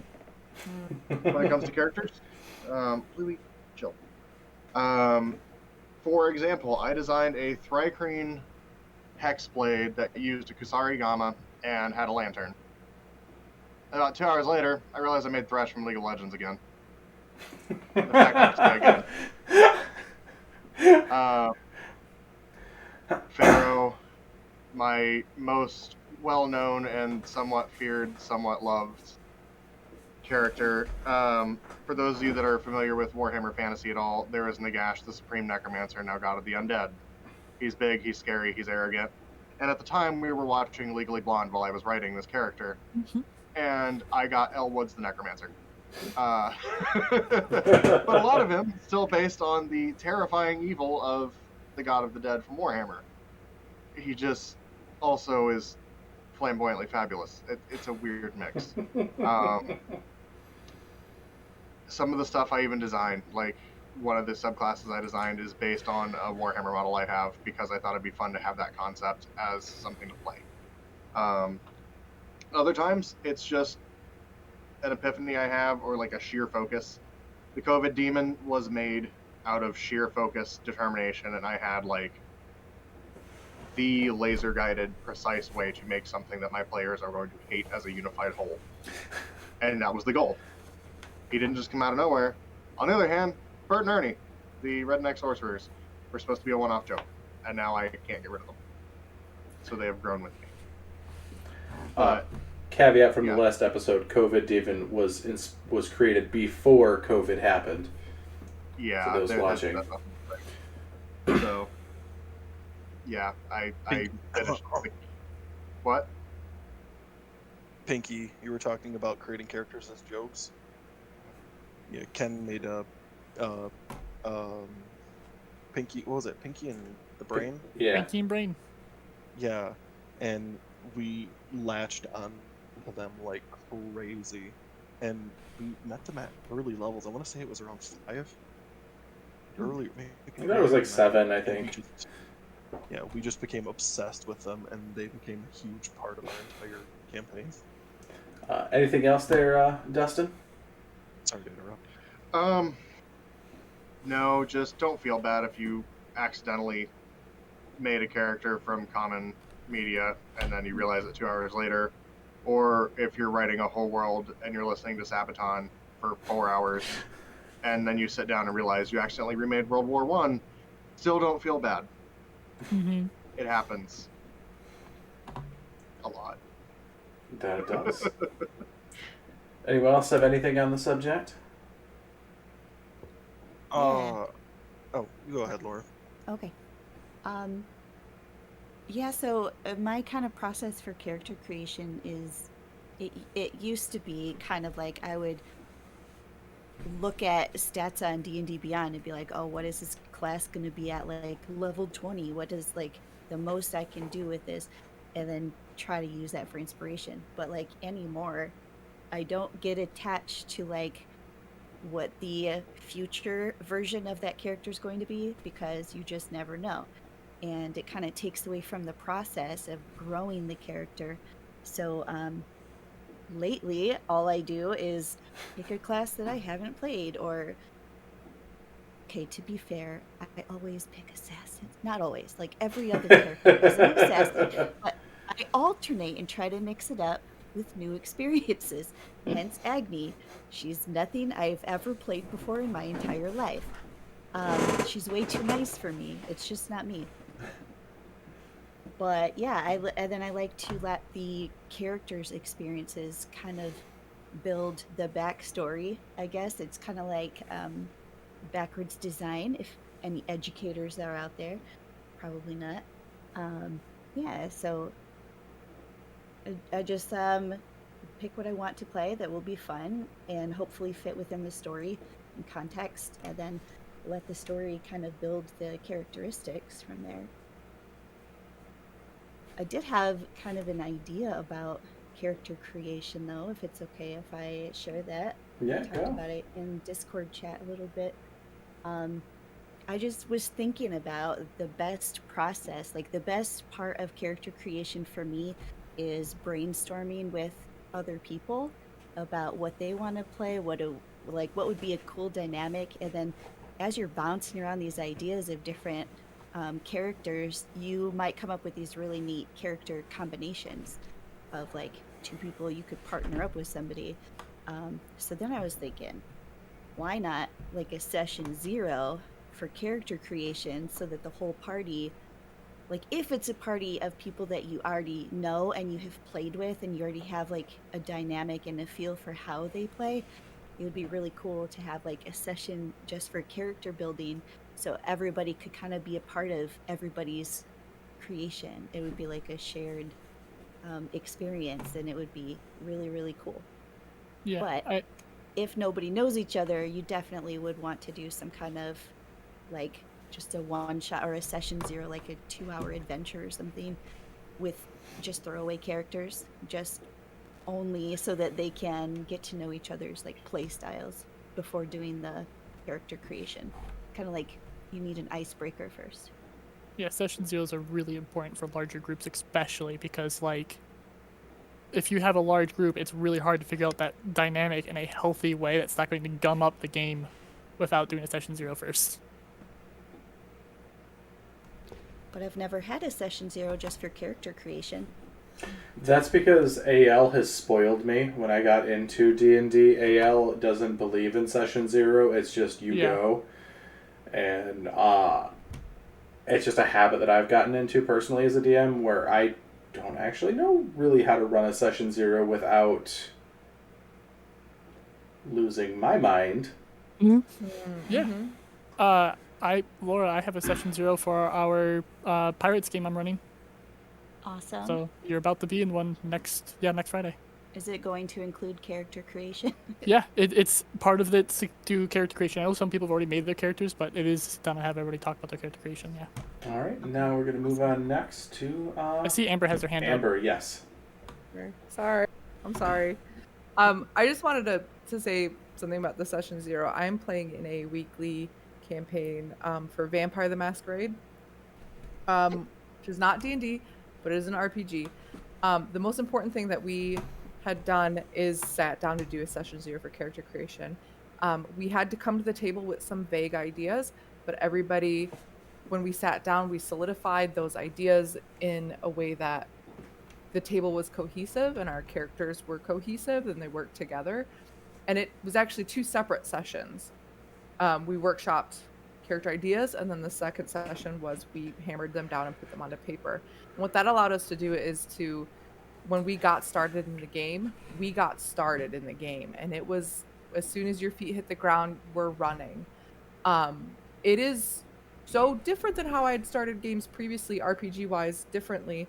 Having that really solid foundation of character creation in which we worked together to build them, it allowed us to really like jump into role play right away. Like there were not questions about, oh, would you do this or would I do this? This was like, we knew what everybody was doing. We knew who everybody was, and we got to role playing and we got to story immediately.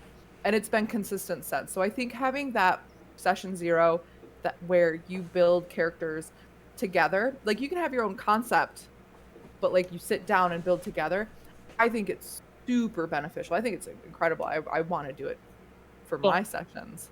Especially for White Wolf systems, which is what Vampire the Masquerade is. Yeah. Super important to be doing session 0s. Because White Wolf is not a crunchy system like 5e is. It's crunchy in a different way. It is a very theatrical system. Yeah. So a lot of roleplay, very big emphasis on the characters. So it's good to know what you're doing. Yeah.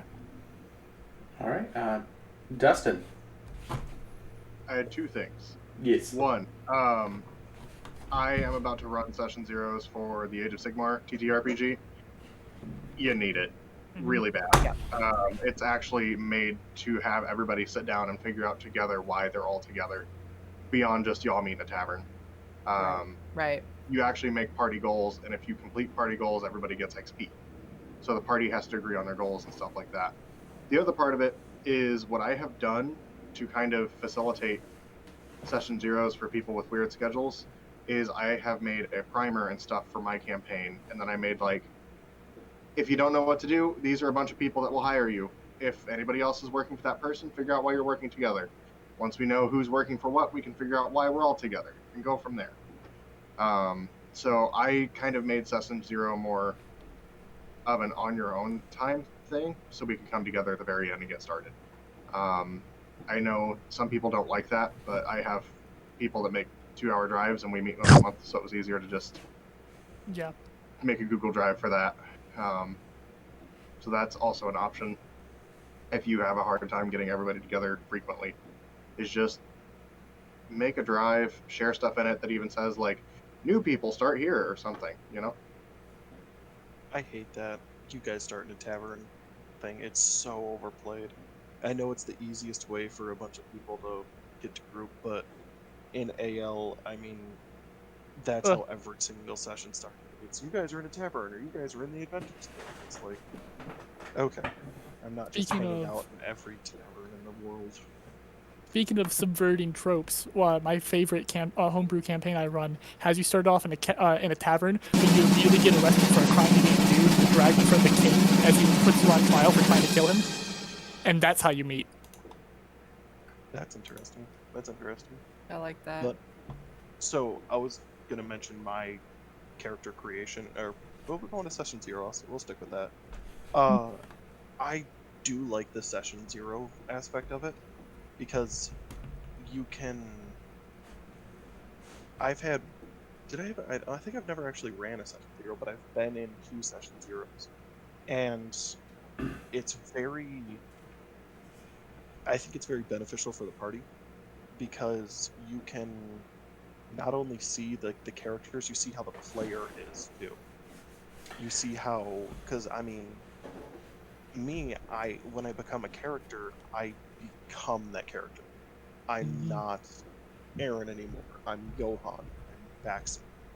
I am that character. So you get to see how that person is while being that character. You get to see a different side of them.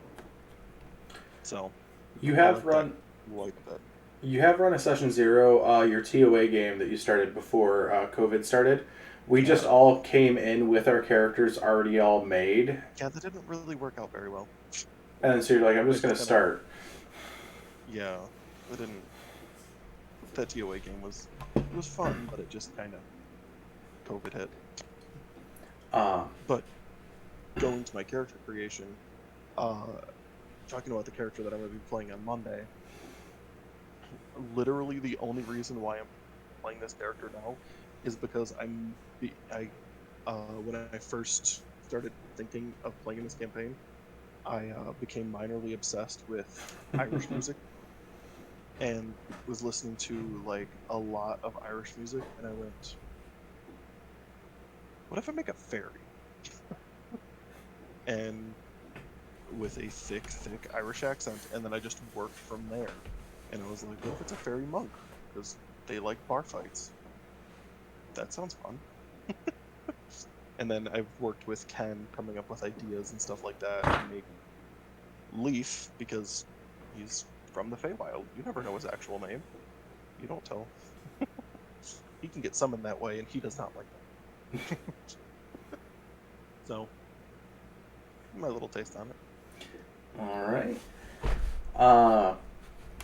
Anyone else have anything? Kelly. So, character creation wise, I go a couple of different routes.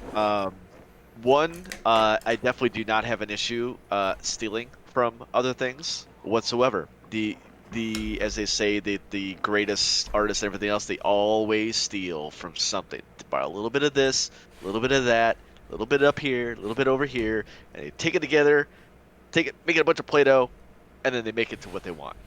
Because they found what other people have done well. You may only like 10% of what this guy did or what she did, but that 10% is really, really cool. And you take that and then you add in your own stuff, and that's what you come out with.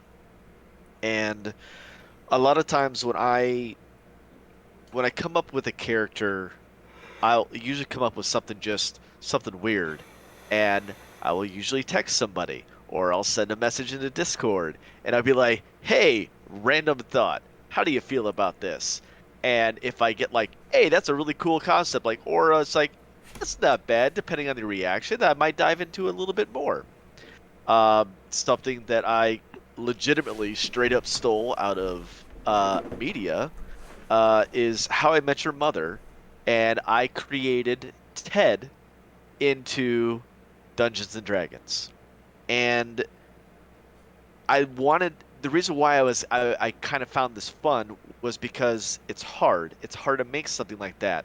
Who is Ted influenced by? Well, it's his two best friends, Barney and uh, oh God, what's his name?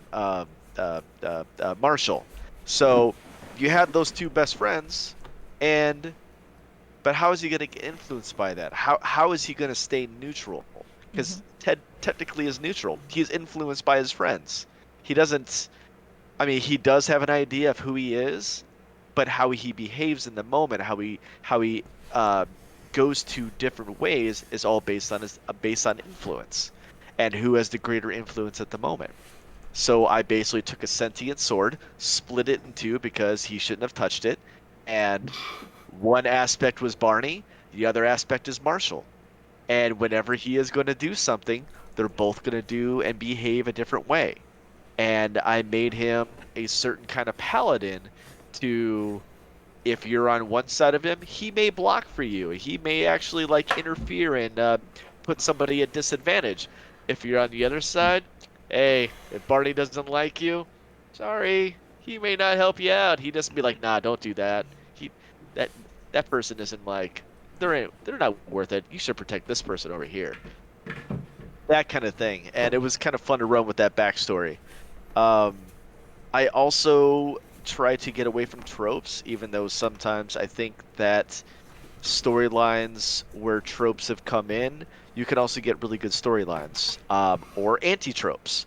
One particular that I have played before is a half orc barbarian that was raised by elves. And now orcs and elves, obviously we all know they don't get along. But we also all know that parents and mothers and things like that, they all have compassion at some point. Are you really going to not raise a little baby that was dropped off in the forest, like right in front of you, with another half orc who technically was running an orc warband, but saying, "Hey, this is my son. Please keep him safe." What are you gonna do? He knows you're out there, and then he's being chased by these other full-blooded orcs, whatever, and he runs off. Are you just going to leave the baby there to die, or is your druidic nature going to take care of, like, well, you know what? Maybe we could raise this guy and we could see what happens. So, and then you get to put the Elvis influence into a half orc that probably shouldn't belong there, but you get to violate that trope. You get to violate what a lot of people didn't like about 5e and how they say, well, this has to be evil, this has to be this, and they don't get along. Well, you know what? You also have that 1% of like, hey, we can have the exception to that rule. We're allowed to have that. That's how all the characters are. They're heroes. They are the exception to the rule. That's how they've gotten to this point. That's why they're better than a commoner, and so on. Um, I like I have gotten better with my backstories.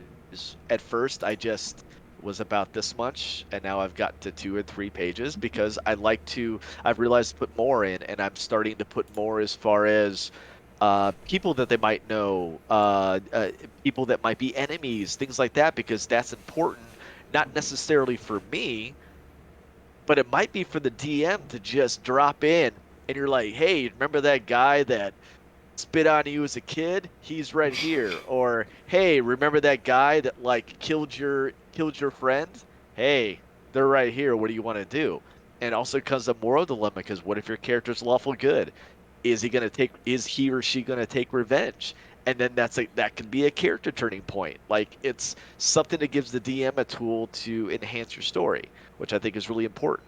Um, as far as session 0 goes, the only session zeros that I've ever run were already with characters created, and we basically took it as we didn't meet in an inn. We met like on a like we were actually all traveling and we got attacked and that kind of thing. And it was a little more.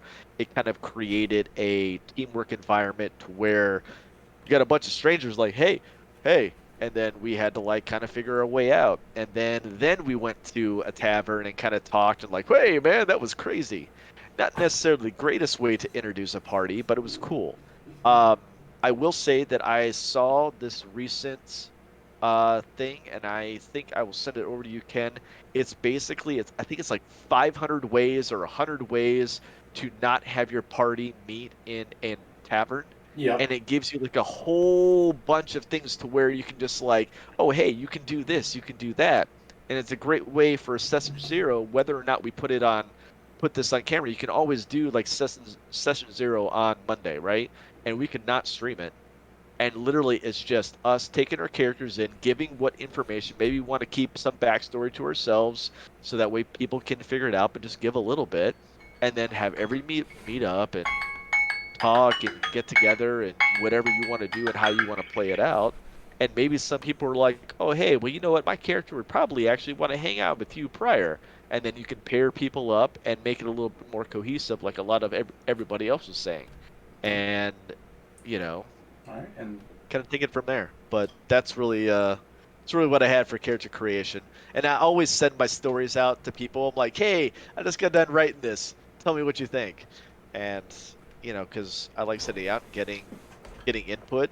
Somebody that I actually bounce a lot of my stuff off now is actually Jask down here, because thinks outside of the box, and he helped me with a magical acorn to attach to a stick to be a maul for my crazy, not Godric, beautiful squirrel barbarian. And it all was right. amazing. Now we gotta move So on a little bit. Yes, yes, Aaron. I wanted to add one thing that I really like. One of the players that I play with on Tuesday, Gooder. He's done it a couple times, and I just wanted to add to what Kelly said. How you said you send stuff to the players. He has done it twice now. I want to say. I know once for sure. I can't remember off the top of my head if he did it a second time. But Good. it's essentially a thing of how his player or his character Gooder thinks of your character, and he sends that over to you, and it's like you could act it as a side chat that you have had with that character, being like, hey, how do you like me so far, kind of thing, or how do you like us working together and trying to solve this kind of thing. And I like that a lot because it adds to the relationship between characters. You see, okay, well, my little goblin guy is chaotic. Well, sometimes he needs to step away from the group for a little bit and let out that energy kind of thing. And I really like that idea that he has where everything is not in the game. Like you're with these characters, these characters for months and months and months. I'm not going to be able to fit every minute of it into just the 4-hour session that we have. So I like that a lot, and I just wanted to add that one little bit of it. Okay. I'm going to preface what I'm about to say with, if you think that you need psychological help, go to a licensed therapist. Get the mental health help that you need. For my character building, I always build the characters on things that I need to work on in my life at that time. Darker parts of my life, that's where Veladreth came from, where I needed to be able to safely express that sort of darker aspect of my nature, be able to not be able to express that dark spot I was in my life in a safe environment. Where other characters, where they're like just most of my characters have an emotional extreme, and that is the emotion when I'm building the character is something that I'm struggling with usually at the time. For me, personality wise, and for me, being able to play the characters in that open sandbox is very cathartic. But it's also the same thing, is use it with actual therapy. Don't just find a game and like emotion bomb your DM because you needed therapy and D&D was cheaper than talking to your therapist. It's something that I work in the mental health field. This is this is something I'm very passionate about, is get the help that you need. And as a DM, I've encountered players who have brought the I do, like the emotional extremes with the characters, and in tandem with stuff. It's great catharsis, great release. I absolutely love it. But it can also go a little too far sometimes as well. But that, I always make a joke that all D&D players have split personality syndrome. Every character they build has a part of them. And I know I'm definitely, what do you call it, guilty of this. But yeah, it's, for me, building characters is cathartic. I can put an emotion that I'm struggling with down on a piece of paper. I can build that up and figure out how to work on it in a safer environment than my own mind.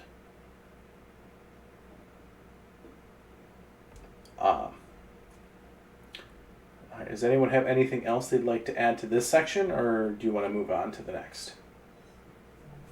I don't think think I am Moreau gonna said have to anything. go.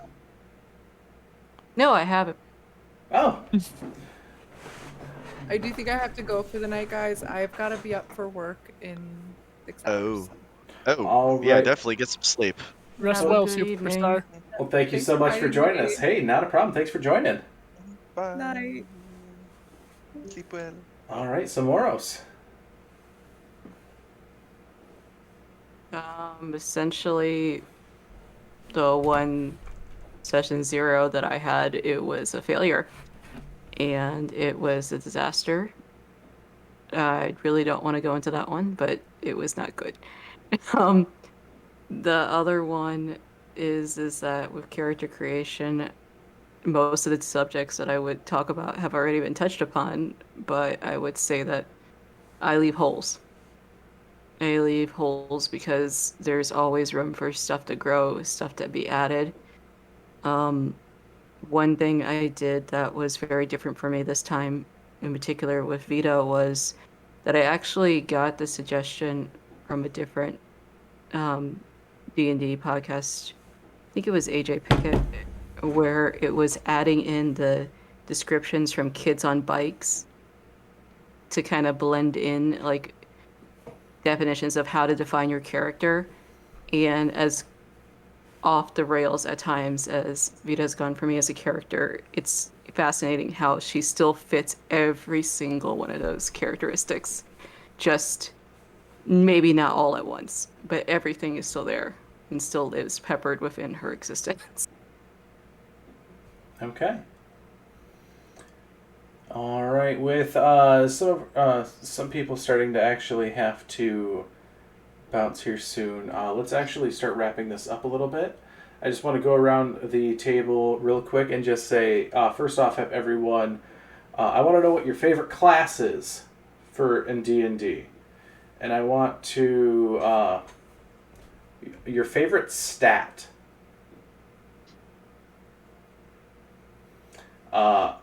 I'll start with this one. Barbarian and Charisma. We're going to go next to Aaron. That's a fun mix. Yeah, right?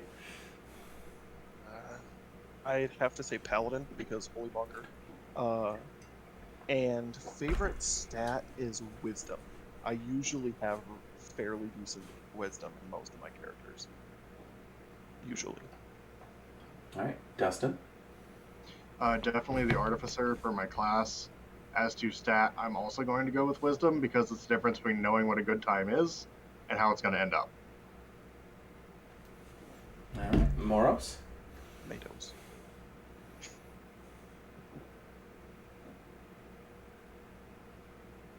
I guess it's me. Yeah. My mic must cut out.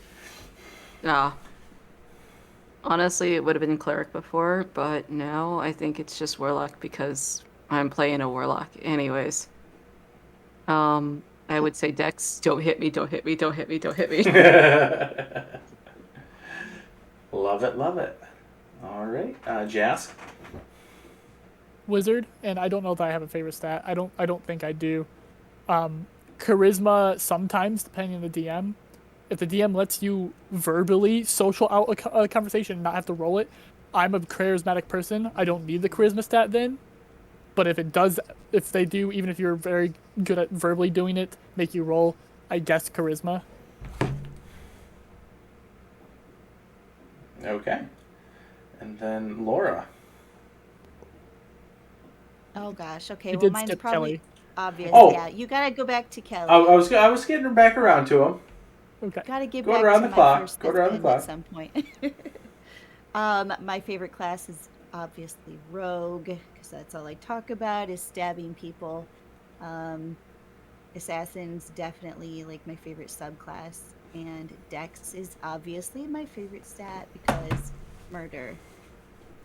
Oh, and sneaky and alert feat. Haha, Kenneth. All right, and last but certainly not least, Kelly. So mine's a tie, class-wise, between fighter and wizard. I love both of these classes so much because there's so much you can do with them, and they are extremely flexible. Even if you want to pick up another class later, they're extremely flexible to go into almost anything. They really are. Um, and I think they all just bring a lot to the table, or can bring a lot to the table. As far as stat wise goes, I am almost completely on board with Jasket, where I don't have a favorite, except I do like to have almost all of my characters at least somewhere between a 10 to a 14 index. That's it. Just somewhere in between there. The reason why is hate. I absolutely hate having a low initiative, and it bothers me because I want some. It's not that I want to go first. I just don't want a 5, man, because bad shit happens when I have a 5 initiative. And the perfect example is Monday. I had a 5 initiative. I kept going after every single dragon's breath, and our entire party wiped because I couldn't get the people in time. Because and it was absolutely horrible. And that's why a lot of times I take certain things, because I'm like, this is going to come in handy at some point, or I can help somebody else out at some point. And I think that's my biggest thing. Con, I don't care about. When it comes down to warriors, I usually build decks anyways. Screw strength. Paladin, Dex Paladin sounds like fun. Let's do it. Like, let's get away from being like, I like to go the opposite direction of everything. So, yeah, that's what I have. All right. I'm the same way with without Dex, but with Con, I cannot have less than a 12 Con on any of my characters. I can't. My first iteration of Grimson had a 5 Con, 7 Dex, 9 Strength. And the 9 Strength was because somebody used a thing to give him more strength. But Talking about the initiative thing, the first major campaign I played in, I had an 8 dex, so I just knew I wasn't going first, so I don't, and that is just ingrained into my head that I'm fine going later, I'm fine going last, I'm fine going whatever. That's why I tend not to play dex-based characters, because I don't really care. all right, guys. Just a snapshot of what's going to be coming up soon in the future for our Fireside Chats. There is going to be a dramatic rule change in regards to 30 races in D&D. That is dropping, I believe, towards the end of the month. However, the only way to currently get it is buying a $165 bundle of all the books I previously owned to get the new book that they're putting in the bundle. So I'm waiting to see if D&D Beyond will update all of the existing races on the site. That is Mordekainen's Tome of Everything, I believe it's called, and it's only available in a bundle of all of the main core books. Yes, Dustin. Really? It's only in a bundle. It's only the bundle for now. It's a limited time release, bundle only, and then they're launching the book afterwards. And I am very upset as a DM who already has all the D&D Beyond, books. baby. I'm hoping D&D Beyond updates it on their end because they usually always do. They keep up with Wizards. I actually don't know the change, so I'm actually behind on this. Yeah, so they haven't given it a lot of fanfare yet, but they are dramatically changing almost every single race. They are removing all of the negatives for every race. Sunlight sensitivity is no longer a thing for any race. Oh, okay. Kenkus can now talk. They don't have to mimic everything. I don't like that one. I don't like that at all. My Kenku are still not going to be able to talk. Oh, right? There's going to be a whole bunch of other changes, like all goblins are going to be Fane in nature now, and have goblins, bugbears, and hobgoblins. And hobgoblins, that's what it was. They have Fey ancestry, and they're getting rid of the immunity to sleep, and Fey ancestry, and instead putting it over to Elven trance. Yeah, that way the elves still have their thing. There is a lot of big changes coming up, and that is what it should be in the next couple weeks. As soon as I can get my hands on the paperwork from someone that probably already bought it and finding it on the internet, we're going to be talking about that as well and our thoughts and opinions on that. I can probably get it for you. Yeah. I know a guy, a newest guy. Yeah. Somebody just mentioned in the chat something about negatives are not bad, and yeah, you're right. Negatives are not bad, but I think what they are trying to get away from are some of, and I'm going to use this in a D&D aspect, some of the more, like, what they would consider to be racist tropes that are built in, where the dark elves have to be evil. You know, you're not going to see any drow that are, like, very rarely will they ever be good, and so on and so forth. And that kind of removes that, where now you can play a drow to play a drow. Like, it doesn't have to be evil, and also, as the book says. The negatives aren't bad, but it is bad if there's only like 5 races that have negatives. Yeah. Right. Yeah. Correct. Looking at kobolds. If every race had a negative, like, hey, by the way, your race doesn't do well in the dark because you're really good in the light, and so on. Like, and I don't mean like dark vision. I mean as in the exact opposite of what the drow have. They have that built into their character. Instead, other characters have that, regardless of dark vision. You just have that. I'm sorry, but it sucks, you know. But when you single out, as Jask was saying, when you single out certain races and you apply certain things to them, that's messed up, man. Like, you know, and I think they're doing the right thing in fixing some of that stuff. Now everything else, I have a wait and see approach for most of that. Yeah. And we are gonna deep dive into that when that gets out, and that is a chat for another day. But I'm super excited for it. I'm nervous about it because some of my favorite races, like the Kenkus, are definitely being changed for what I don't think is the best. But I'm reserving judgment until I see. But you're the DM. I was gonna say that's the thing. So you gotta start doing session zeros, and the first thing you cover is Kenku can't talk normally. and that's the thing.